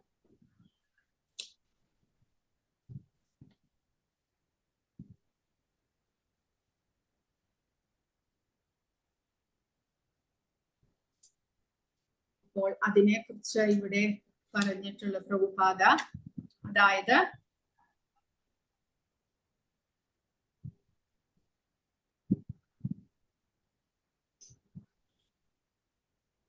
അതായത് ഈ മുക്തിക്ക് വേണ്ടി പരിശ്രമിക്കുന്നത് അത്രമാത്രം തുച്ഛമാണ് എന്നാണ് ഇവിടെ പറയുന്നത്. കാരണം ഭക്തിയുടെ സേവനം എന്നുള്ളത് അതാണ് ഏറ്റവും ഉയർന്ന നില എന്ന് നമ്മൾ മനസ്സിലാക്കണം. പക്ഷേ മുക്തിക്ക് വേണ്ടി പരിശ്രമിക്കുന്നത് വളരെ തുച്ഛമാണ് എന്ന്. കൃഷ്ണൻ ഭക്തിയുടെ സേവനത്തിനുള്ള അവസരം എല്ലാവർക്കും നൽകുകയുള്ള ഭൗതിക ലാഭങ്ങളോ മോക്ഷം തന്നെയോ ഒരാൾക്ക് കൊടുത്തു എന്ന് വരാം. പക്ഷേ ഭക്തിയുടെ സേവനത്തിനുള്ള അവസരം എല്ലാവർക്കും കൊടുക്കുന്നില്ല. അതുകൊണ്ട് മുക്തി എന്നുള്ളത് വളരെ തുച്ഛമാണ് എന്ന് നമുക്ക് മനസ്സിലാക്കാനായിട്ട് സാധിക്കണം. കാരണം അവ്യക്തിഗതവാദികളും പിന്നെ മായാവാദികളും എല്ലാം ആഗ്രഹിക്കുന്നത് ഈ മുക്തിയാണ്, ഭൗതികതയിൽ നിന്നുള്ള മോചനം. ഇനി ഒരു പുനർജന്മം വേണ്ട, ഇവിടെ മനുഷ്യ ശരീരം എടുത്തുകൊണ്ട് ഇനി തിരിച്ചു വരേണ്ട ആവശ്യമില്ല അവർക്ക്. അതിനുവേണ്ടി അവർ പരിശ്രമിക്കുന്നു. പക്ഷെ ഭക്തന്മാർ മനുഷ്യ ശരീരമാകട്ടെ, ഈവൻ പ്രഹ്ലാദകുമാരൻ പറയുന്നത്, ഞാൻ ഏത് ലോകത്തിൽ ജനിച്ചാലും എനിക്ക് അങ്ങയുടെ ഭക്തിയുത സേവനങ്ങൾ ചെയ്യാൻ സാധിക്കുമെങ്കിൽ എനിക്ക് എവിടെ ജനിക്കുന്നതിനും എനിക്ക് സങ്കടമില്ല എന്ന് പറയുന്നു. അങ്ങനെയാണ് പരിശുദ്ധ ഭക്തന്മാർ ചിന്തിക്കുന്നത്. എന്നാൽ അവ്യക്തിഗതവാദികളാണെങ്കിലോ എങ്ങനെയെങ്കിലും ഇവിടെ നിന്ന് പുറത്തു കിടന്നാൽ മതി, അതിനോടുകൂടി തന്റെ വ്യക്തിത്വം ഇല്ലാതായാലും വിരോധമില്ല എന്ന് ബ്രഹ്മജ്യോതിയിൽ ലയിക്കുവാനായിട്ട് അവർ ആഗ്രഹിക്കുന്നു. പക്ഷേ ഭക്തന്മാർ അങ്ങനെയല്ല. അവർ എവിടെയാണെങ്കിലും ഏതവസ്ഥയിലാണെങ്കിലും ഭഗവാനെ ആരാധിക്കാനായിട്ട് ആഗ്രഹിക്കുന്നു. അതുകൊണ്ട് അതാണ് പരിശുദ്ധമായത് എന്ന് പറയുന്നു. ഇനി സുദുർലഭ ശുദ്ധമായ ഭക്തി സേവനം അപൂർവമായി മാത്രമേ നേടാൻ കഴിയൂ. അങ്ങനെ പറഞ്ഞു കഴിഞ്ഞാൽ സ്വന്തം പ്രയത്നം കൊണ്ട് സാധ്യമല്ല. പിന്നെയോ ഭഗവാന്റെ അനുഗ്രഹം, ഒരു ആചാര്യന്റെ കരുണ, ഇത് രണ്ടുമില്ലാതെ നമുക്ക് ശുദ്ധമായ ഭക്തിയുടെ സേവനം ലഭിക്കാൻ സാധ്യമല്ല. ആത്മീയ ജീവിതത്തിന്റെ പ്രാരംഭഘട്ടത്തിൽ ആത്മസാക്ഷാത്കാരം നേടുന്നതിനുള്ള വിവിധ തരം തപസ്സുകളും സമാനമായ പ്രക്രിയകളുമുണ്ട്. നമ്മളിപ്പോൾ ചെയ്യുന്നത് പോലെ സാധനാഭക്തി മുതലായിട്ടുള്ള കാര്യങ്ങൾ. എന്നാൽ അത്തരം ശ്രമങ്ങൾക്കെല്ലാം ഭഗവാനോടുള്ള ഭക്തിപരമായ സേവനം നൽകാൻ കഴിയില്ല. ആയിരക്കണക്കിന് ജന്മങ്ങൾക്കായി അത്തരം പ്രക്രിയകളിലൂടെ ഒരാൾ ശ്രമിച്ചാലും പിന്നെയോ എങ്ങനെയാണ് ഭഗവാന്റെ പരിശുദ്ധ ഭക്തിയുടെ സേവനം ലഭിക്കുന്നത്? ഭഗവാൻ കൃഷ്ണൻ അത് വളരെ അപൂർവമായി മാത്രമേ നൽകാറുള്ളൂ. ഭഗവാൻ കൃഷ്ണൻ വളരെ അപൂർവമായി ആത്മസമർപ്പണ സേവനം ചെയ്യാൻ സമ്മതിക്കുകയുള്ളൂ. കാരണം എന്തുകൊണ്ടാണ്? ഭക്തി സേവനത്താൽ ഭഗവാൻ തന്നെ ഭക്തനാൽ വിലക്കി വാങ്ങപ്പെടുന്നു. കാരണം എങ്ങനെയാണോ പാണ്ഡവന്മാർക്ക് ഭഗവാൻ സ്വയം കീഴടങ്ങുന്നത്, അതായത് പാണ്ഡവന്മാരുടെ ഭക്തി സേവനത്താൽ ഭഗവാൻ സ്വയം പാണ്ഡവന്മാർക്ക് വേണ്ടിയിട്ട് എന്തും ചെയ്യാൻ അദ്ദേഹം റെഡിയാകുന്നു. അതായത് ഭഗവാൻ അവർക്ക് വേണ്ടിയിട്ട് ദൂത് പോകാനും കൂടെ റെഡിയായി. അർജുനന്റെ സാരഥിയായിട്ട് അദ്ദേഹം വന്നു. അങ്ങനെ ഭക്തന്മാരാൽ ഭഗവാൻ വിലക്കി വാങ്ങപ്പെടുന്നു എന്ന്. പിന്നെ ഭക്തന്മാർ ഭഗവാന്റെ സേവനത്തിനായിക്കൊണ്ട് തൽപരരായിരിക്കുന്നത് പോലെ ഭഗവാൻ സ്വയം ഭക്തന്മാരെ സേവിക്കാനായിട്ട് ആഗ്രഹിക്കുന്നു. അതുകൊണ്ട് വളരെ അപൂർവമായിട്ട് മാത്രമേ ശുദ്ധ ഭക്തിയുടെ സേവനം നമുക്ക് ലഭിക്കുകയുള്ളൂ. അതിനു വേണ്ടിയിട്ട് എന്ത് ചെയ്യണം? അതിനു വേണ്ടിയിട്ട് ആചാര്യന്മാരുടെ ആ കാലടികളെ പിന്തുടർന്ന് ആ പരിശുദ്ധ ആചാര്യന്റെ നിർദ്ദേശപ്രകാരമുള്ള ആ സേവനങ്ങൾ ചെയ്ത് അദ്ദേഹത്തിന്റെ ഗൈഡൻസിലൂടെ മാത്രമേ ലഭിക്കുകയുള്ളൂ എന്നാണ് പറയുന്നത്. ഒരു പരിശുദ്ധ ഭക്തനിൽ കൂടി മാത്രമേ ഈ അനുഗ്രഹം നേടിയെടുക്കാനാകൂ. പരിശുദ്ധ ഭക്തനായ ആത്മീയ ഗുരുവിന്റെയും ഭഗവാൻ കൃഷ്ണന്റെയും കാരുണ്യം കൊണ്ട് ഒരുവന് ഭക്തിയുടെ സേവനത്തിന്റെ വിധാനത്തിൽ എത്താൻ കഴിയും. മറ്റൊരു വഴിയിലൂടെയും സാധ്യമല്ല. അതായത് ബ്രഹ്മാണ്ഡ ഭ്രമിതേ കോന ഭാഗ്യവാൻ ജീവ ഗുരു കൃഷ്ണ പ്രസാദേ പായ ഭക്തിലതാ. അപ്പോൾ ഇങ്ങനെ നമ്മൾ ഒരു ജീവാത്മാവിന് പരിശുദ്ധ ഭക്തിയുടെ സേവനത്തിലേക്ക് ഉയരാൻ സാധിക്കണമെങ്കിൽ അതിന് ഭഗവാന്റെ അനുഗ്രഹവും ഗുരുവിന്റെ കരുണയും, ഇത് രണ്ടും ആവശ്യമാണ് എന്ന് പറയുന്നു. ഭൗതിക അഭിലാഷങ്ങളുടെ മാലിന്യങ്ങളിൽ നിന്ന് മുക്തി നേടിയ ഒരു പരിശുദ്ധ ഭക്തന്റെ പാതാരവിന്ദങ്ങളിലെ പൊടി കൊണ്ട് അനുഗ്രഹീതനാകുന്നവന് മാത്രമേ ആ വിധാനത്തിൽ എത്താൻ കഴിയൂ.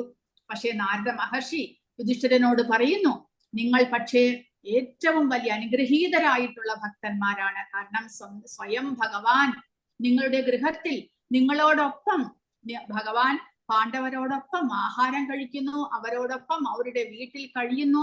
അവരുടെ ഏത് ആഗ്രഹവും സാധിപ്പിച്ചു കൊടുക്കാൻ ഭഗവാൻ തയ്യാറാണ്. അങ്ങനെയുള്ള ആ പരിശുദ്ധ ഭക്തന്മാരാകണമെങ്കിൽ ഭഗവാൻ അത് വളരെ അപൂർവമായിട്ടേ ആ അനുഗ്രഹം നൽകുകയുള്ളൂ എന്ന് പറയുന്നു. കാരണം ഭഗവാൻ സ്വയം പിന്നീട് അവർക്ക് അടിമപ്പെടുകയാണ്, അല്ലെങ്കിൽ അവരുടെ ആഗ്രഹങ്ങൾ സാധിപ്പിച്ചു കൊടുക്കാൻ തയ്യാറാകുകയാണ്. അതുകൊണ്ട് ഭക്തവത്സലനാകുവാൻ ആഗ്രഹമുള്ള ഭഗവാൻ പക്ഷേ പരിശുദ്ധ ഭക്തനാകുവാൻ എല്ലാവരെയും അനുവദിക്കുന്നില്ല. കാരണം അതിനു വേണ്ടിയിട്ട് നമ്മൾ ഒരുപാട് പരിശ്രമിക്കേണ്ടതാണ് എന്ന് പറയുന്നു.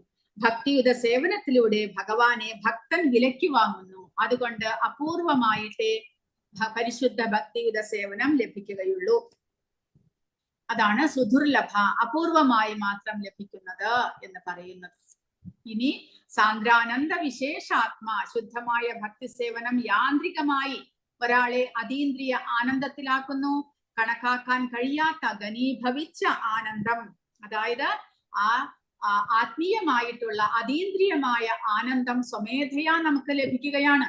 ആ അവസ്ഥയിലേക്ക് ഉയരുമ്പോൾ സ്വമേധയാ നമുക്ക് ഭൗതികമായ സുഖമല്ലാതെ അതീന്ദ്രിയമായ ആനന്ദം, ബ്രഹ്മാനന്ദോ ഭവേത് ഏഷ ചേത് പരാർത്ഥ ഗുണീകൃത് തകുത് നൈതി ഭക്തി സുഖാംബോധേ പരമാണു തുലാമപി. അതായത് ആ ഭഗവാന്റെ ഭക്തി സേവനത്തിലൂടെ ഒരാൾക്ക് ലഭിക്കുന്ന, ഒരു ഭക്തന് ലഭിക്കുന്ന അതീന്ദ്രിയ ആനന്ദം ബ്രഹ്മജ്യോതി ലയിക്കുന്നതോടുകൂടി ലഭിക്കുന്ന ആനന്ദത്തെ അനുഭവിച്ചു നോക്കുമ്പോൾ വളരെ വളരെ വളരെ വലുതാണ് എന്ന്. അതായത് ബ്രഹ്മജ്യോതിയിൽ ലയിക്കുന്നത് എന്ന് പറയുമ്പോൾ അത് ഒരു അണുവിനോട് നമുക്ക് തുലനം ചെയ്യാം എന്നാണ് ഇവിടെ പറയുന്നത്. ബ്രഹ്മാനന്ദം അഥവാ പരമാത്മാവുമായി ഒന്നാകുന്നതിലെ സന്തോഷം ഒരു കോടാനുകോടി മടങ്ങ് വർദ്ധിപ്പിക്കുകയാണെങ്കിൽ അത് ഭക്തി സേവനത്തിന്റെ സമുദ്രത്തിൽ നിന്ന് ഉരുത്തിരിഞ്ഞ സന്തോഷത്തിന്റെ ഒരു അണുഭാഗവുമായി താരതമ്യപ്പെടുത്താനാവില്ല എന്ന് ശ്രീല രൂപ ഗോസ്വാമി പറയുന്നു. അതായത് അവ്യക്തിഗതവാദികൾ ബ്രഹ്മജ്യോതിയിൽ പോയി ലയിക്കുവാനായിട്ട് ആഗ്രഹിക്കുന്നു. പക്ഷെ കാരണം അതിൽ നിന്ന്, ശരീരബോധത്തിൽ നിന്ന് നമ്മൾ ഉയരുമ്പോൾ തന്നെ ആ ആത്മാവിന് സ്വന്തം ചൈതന്യത്താൽ ആത്മീയമായ ആനന്ദം ലഭിക്കുന്നു. ആ ആനന്ദത്തിനേക്കാൾ ഒരു കോടി മടങ്ങ് അല്ലെങ്കിൽ ഒരുപാട് മടങ്ങ് വർദ്ധിച്ചതാണ് അതീന്ദ്രിയമായ ഭഗവാനെ സേവിക്കുന്നതിലൂടെ ഒരു പരിശുദ്ധ ഭക്തന് ലഭിക്കുന്ന ആനന്ദം എന്നാണ് പറയുന്നത്. അത് കണക്കാക്കാൻ നമുക്ക് സാധ്യമല്ല എന്നാണ് പറയുന്നത്.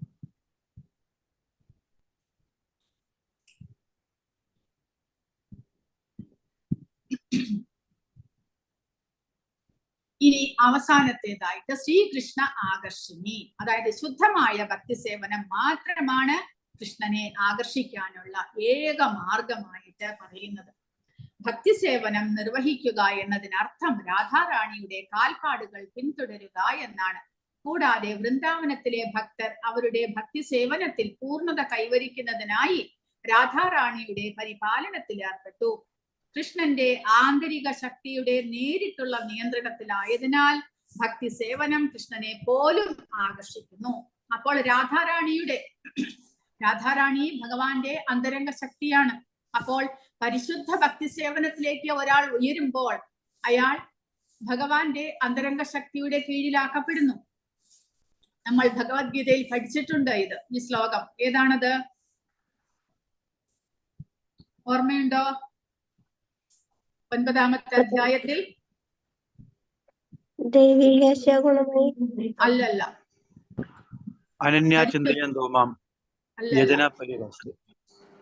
മഹാത്മാനസ്തു മാം പാർത്ഥ ദേവീം പ്രകൃതിമാശ്രിതാഹ. മഹാത്മാക്കൾ അല്ലെങ്കിൽ ഭഗവാന്റെ പരിശുദ്ധ ഭക്തിയുത സേവനങ്ങൾ ചെയ്യുന്നവർ ഭഗവാന്റെ അന്തരംഗ ശക്തിക്ക് കീഴിലാക്കപ്പെടുന്നു. അപ്പോൾ അന്തരംഗ ശക്തി എന്ന് പറയുന്നത് രാധാറാണിയുടെ നേതൃത്വത്തിലാണ് ഭഗവാന്റെ അന്തരംഗ ശക്തി പ്രവർത്തിക്കുന്നത്. അപ്പോൾ അന്തരംഗ ശക്തിയുടെ കീഴിലാണ് പരിശുദ്ധ ഭക്തിയുത സേവനം നടക്കുന്നത്. അതുകൊണ്ട് ഇവിടെ പറയുന്നത് ആ ഭക്തി സേവനം രാധാറാണിയുടെ നേരിട്ടുള്ള നിയന്ത്രണത്തിലാണ് എന്ന് പറയുന്നു. അതുകൊണ്ട് ആ ഭക്തി സേവനം ഭഗവാനെ തന്നെ ആകർഷിക്കുന്നു, ഭഗവാനെ പോലും ആകർഷിക്കുന്നു. അപ്പോൾ രാധാറാണിയുടെ അല്ലെങ്കിൽ ഗോപികമാരുടെ കാൽപ്പാടുകളെ പിന്തുടർന്നാണ് പരിശുദ്ധ ഭക്തിയുത സേവനം ഭക്തന്മാർ നടത്തുന്നത്. രാധാറാണിയുടെ നിയന്ത്രണത്തിൽ, അവരുടെ നേതൃത്വത്തിൽ എന്ന് പറയുന്നു. അതുകൊണ്ട് കൃഷ്ണന്റെ ആന്തരിക ശക്തിയുടെ നേരിട്ടുള്ള നിയന്ത്രണത്തിലായതിനാൽ ഭക്തി സേവനം കൃഷ്ണനെ പോലും ആകർഷിക്കുന്നു. കൃഷ്ണൻ എല്ലാവരെയും ആകർഷിക്കുന്നു, അതേസമയം ഭക്തിയുത സേവനം കൃഷ്ണനെ ആകർഷിക്കുന്നു എന്ന് പറയുന്നു. ഏറ്റവും ശ്രേഷ്ഠമായ ഭക്തിയുത സേവനം ചെയ്യത്തിന്റെ പ്രതീകമാണ് രാധാറാണി. അപ്പോൾ കൃഷ്ണനെ മദനമോഹനൻ എന്ന് വിളിക്കുന്നു, എന്നാൽ രാധാറാണിയോ മദനമോഹന മോഹിനി. അതായത് കൃഷ്ണൻ ആ കാമദേവന്മാരെ കൂടി ആകർഷിക്കുന്ന സൗന്ദര്യമാണ് കൃഷ്ണനുള്ളത്. എന്നാൽ രാധാറാണിയാണെങ്കിലോ ആ കൃഷ്ണനെ കൂടി ആകർഷിക്കുന്നു. എങ്ങനെ? തന്റെ സേവനങ്ങൾ കൊണ്ട്. അതാണ് നമ്മൾ മനസ്സിലാക്കേണ്ടത്. രാധാറാണിയുടെ പരിശുദ്ധമായ സേവനമാണ് കൃഷ്ണനെ ആകർഷിക്കുന്നത്. ഗോപികമാരുടെ പരിശുദ്ധമായ സെൽഫ്ലെസ് ആയിട്ടുള്ള സേവനമാണ് കൃഷ്ണനെ ആകർഷിക്കുന്നത്. ആ പരിശുദ്ധമായ ഭക്തിയുത സേവനം അങ്ങനെ കൃഷ്ണനെ ആകർഷിക്കുന്നു എന്നാണ് ഇവിടെ പറയുന്നത്.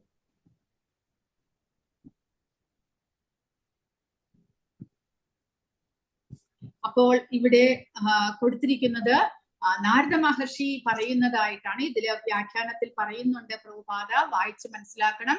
നാരദ മഹർഷി പാണ്ഡവന്മാരോട് യുധിഷ്ഠിര മഹാരാജാവിനോട് പറയുന്നു, ആ രാജകീയ സഹോദരന്മാരുടെ ഭക്തിയാലും സൗഹൃദത്താലും സ്നേഹത്താലും ആകർഷിക്കപ്പെട്ട് അദ്ദേഹം അവരോടൊപ്പം തുടർന്നു.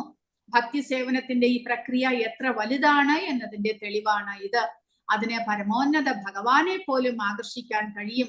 ദൈവം വലിയവനാണ്, എന്നാൽ ഭക്തി സേവനം ദൈവത്തെക്കാൾ വലുതാണ്. കാരണം അത് അവിടുത്തെ ആകർഷിക്കുന്നു. ഭക്തി സേവനത്തിൽ ഏർപ്പെടാത്ത ആളുകൾ ഭഗവാനെ സേവിക്കുന്നതിൽ എത്ര വലിയ മൂല്യമുണ്ടെന്ന് ഒരിക്കലും മനസ്സിലാക്കാൻ കഴിയുന്നില്ല. അപ്പോൾ നാരദ മഹർഷി ഇതിൽ യുധിഷ്ഠിരനോട് പറയുന്നത്, ഇതിൽ ഒരുപാട് ദിക്കിൽ കോട്ട് ചെയ്തിട്ടുണ്ട്, എല്ലാവരും അത് പഠിക്കണം.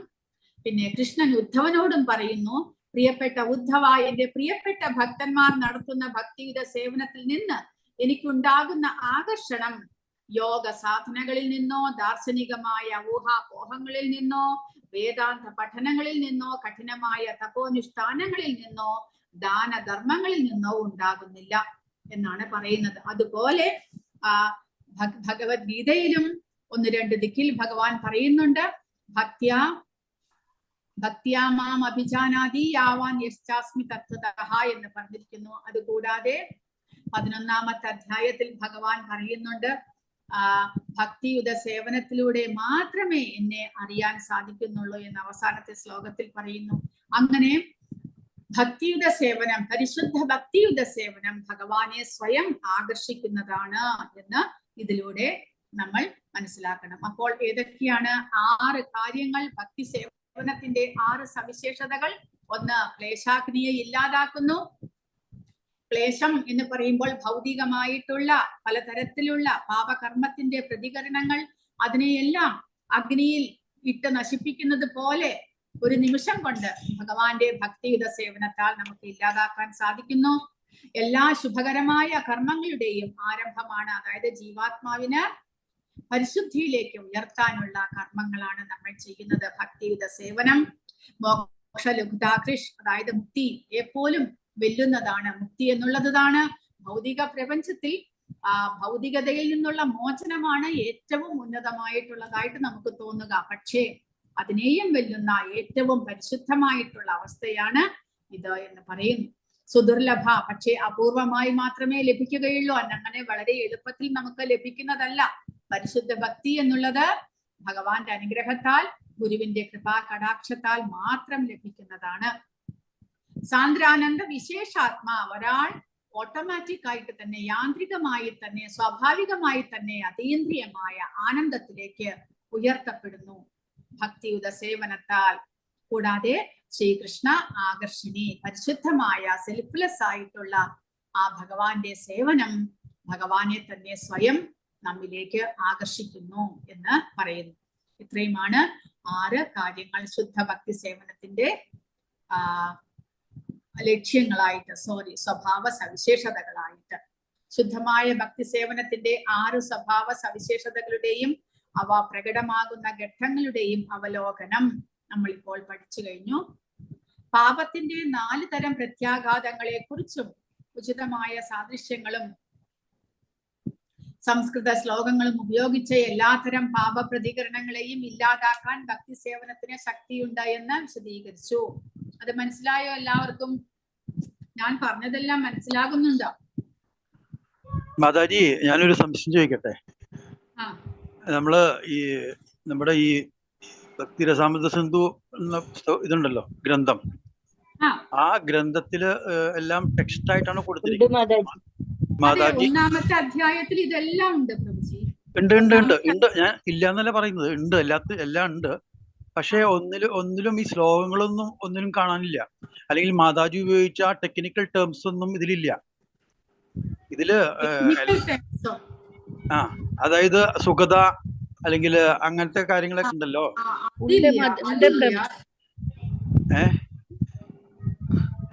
അങ്ങനത്തെ അങ്ങനെയൊന്നും ഇല്ല, ശ്ലോകമില്ല. ശ്ലോകമില്ല. അതിന്റെ വിവർത്തനമാണ് വിവർത്തനം വിവർത്തനമുണ്ട് പ്രഭുജി.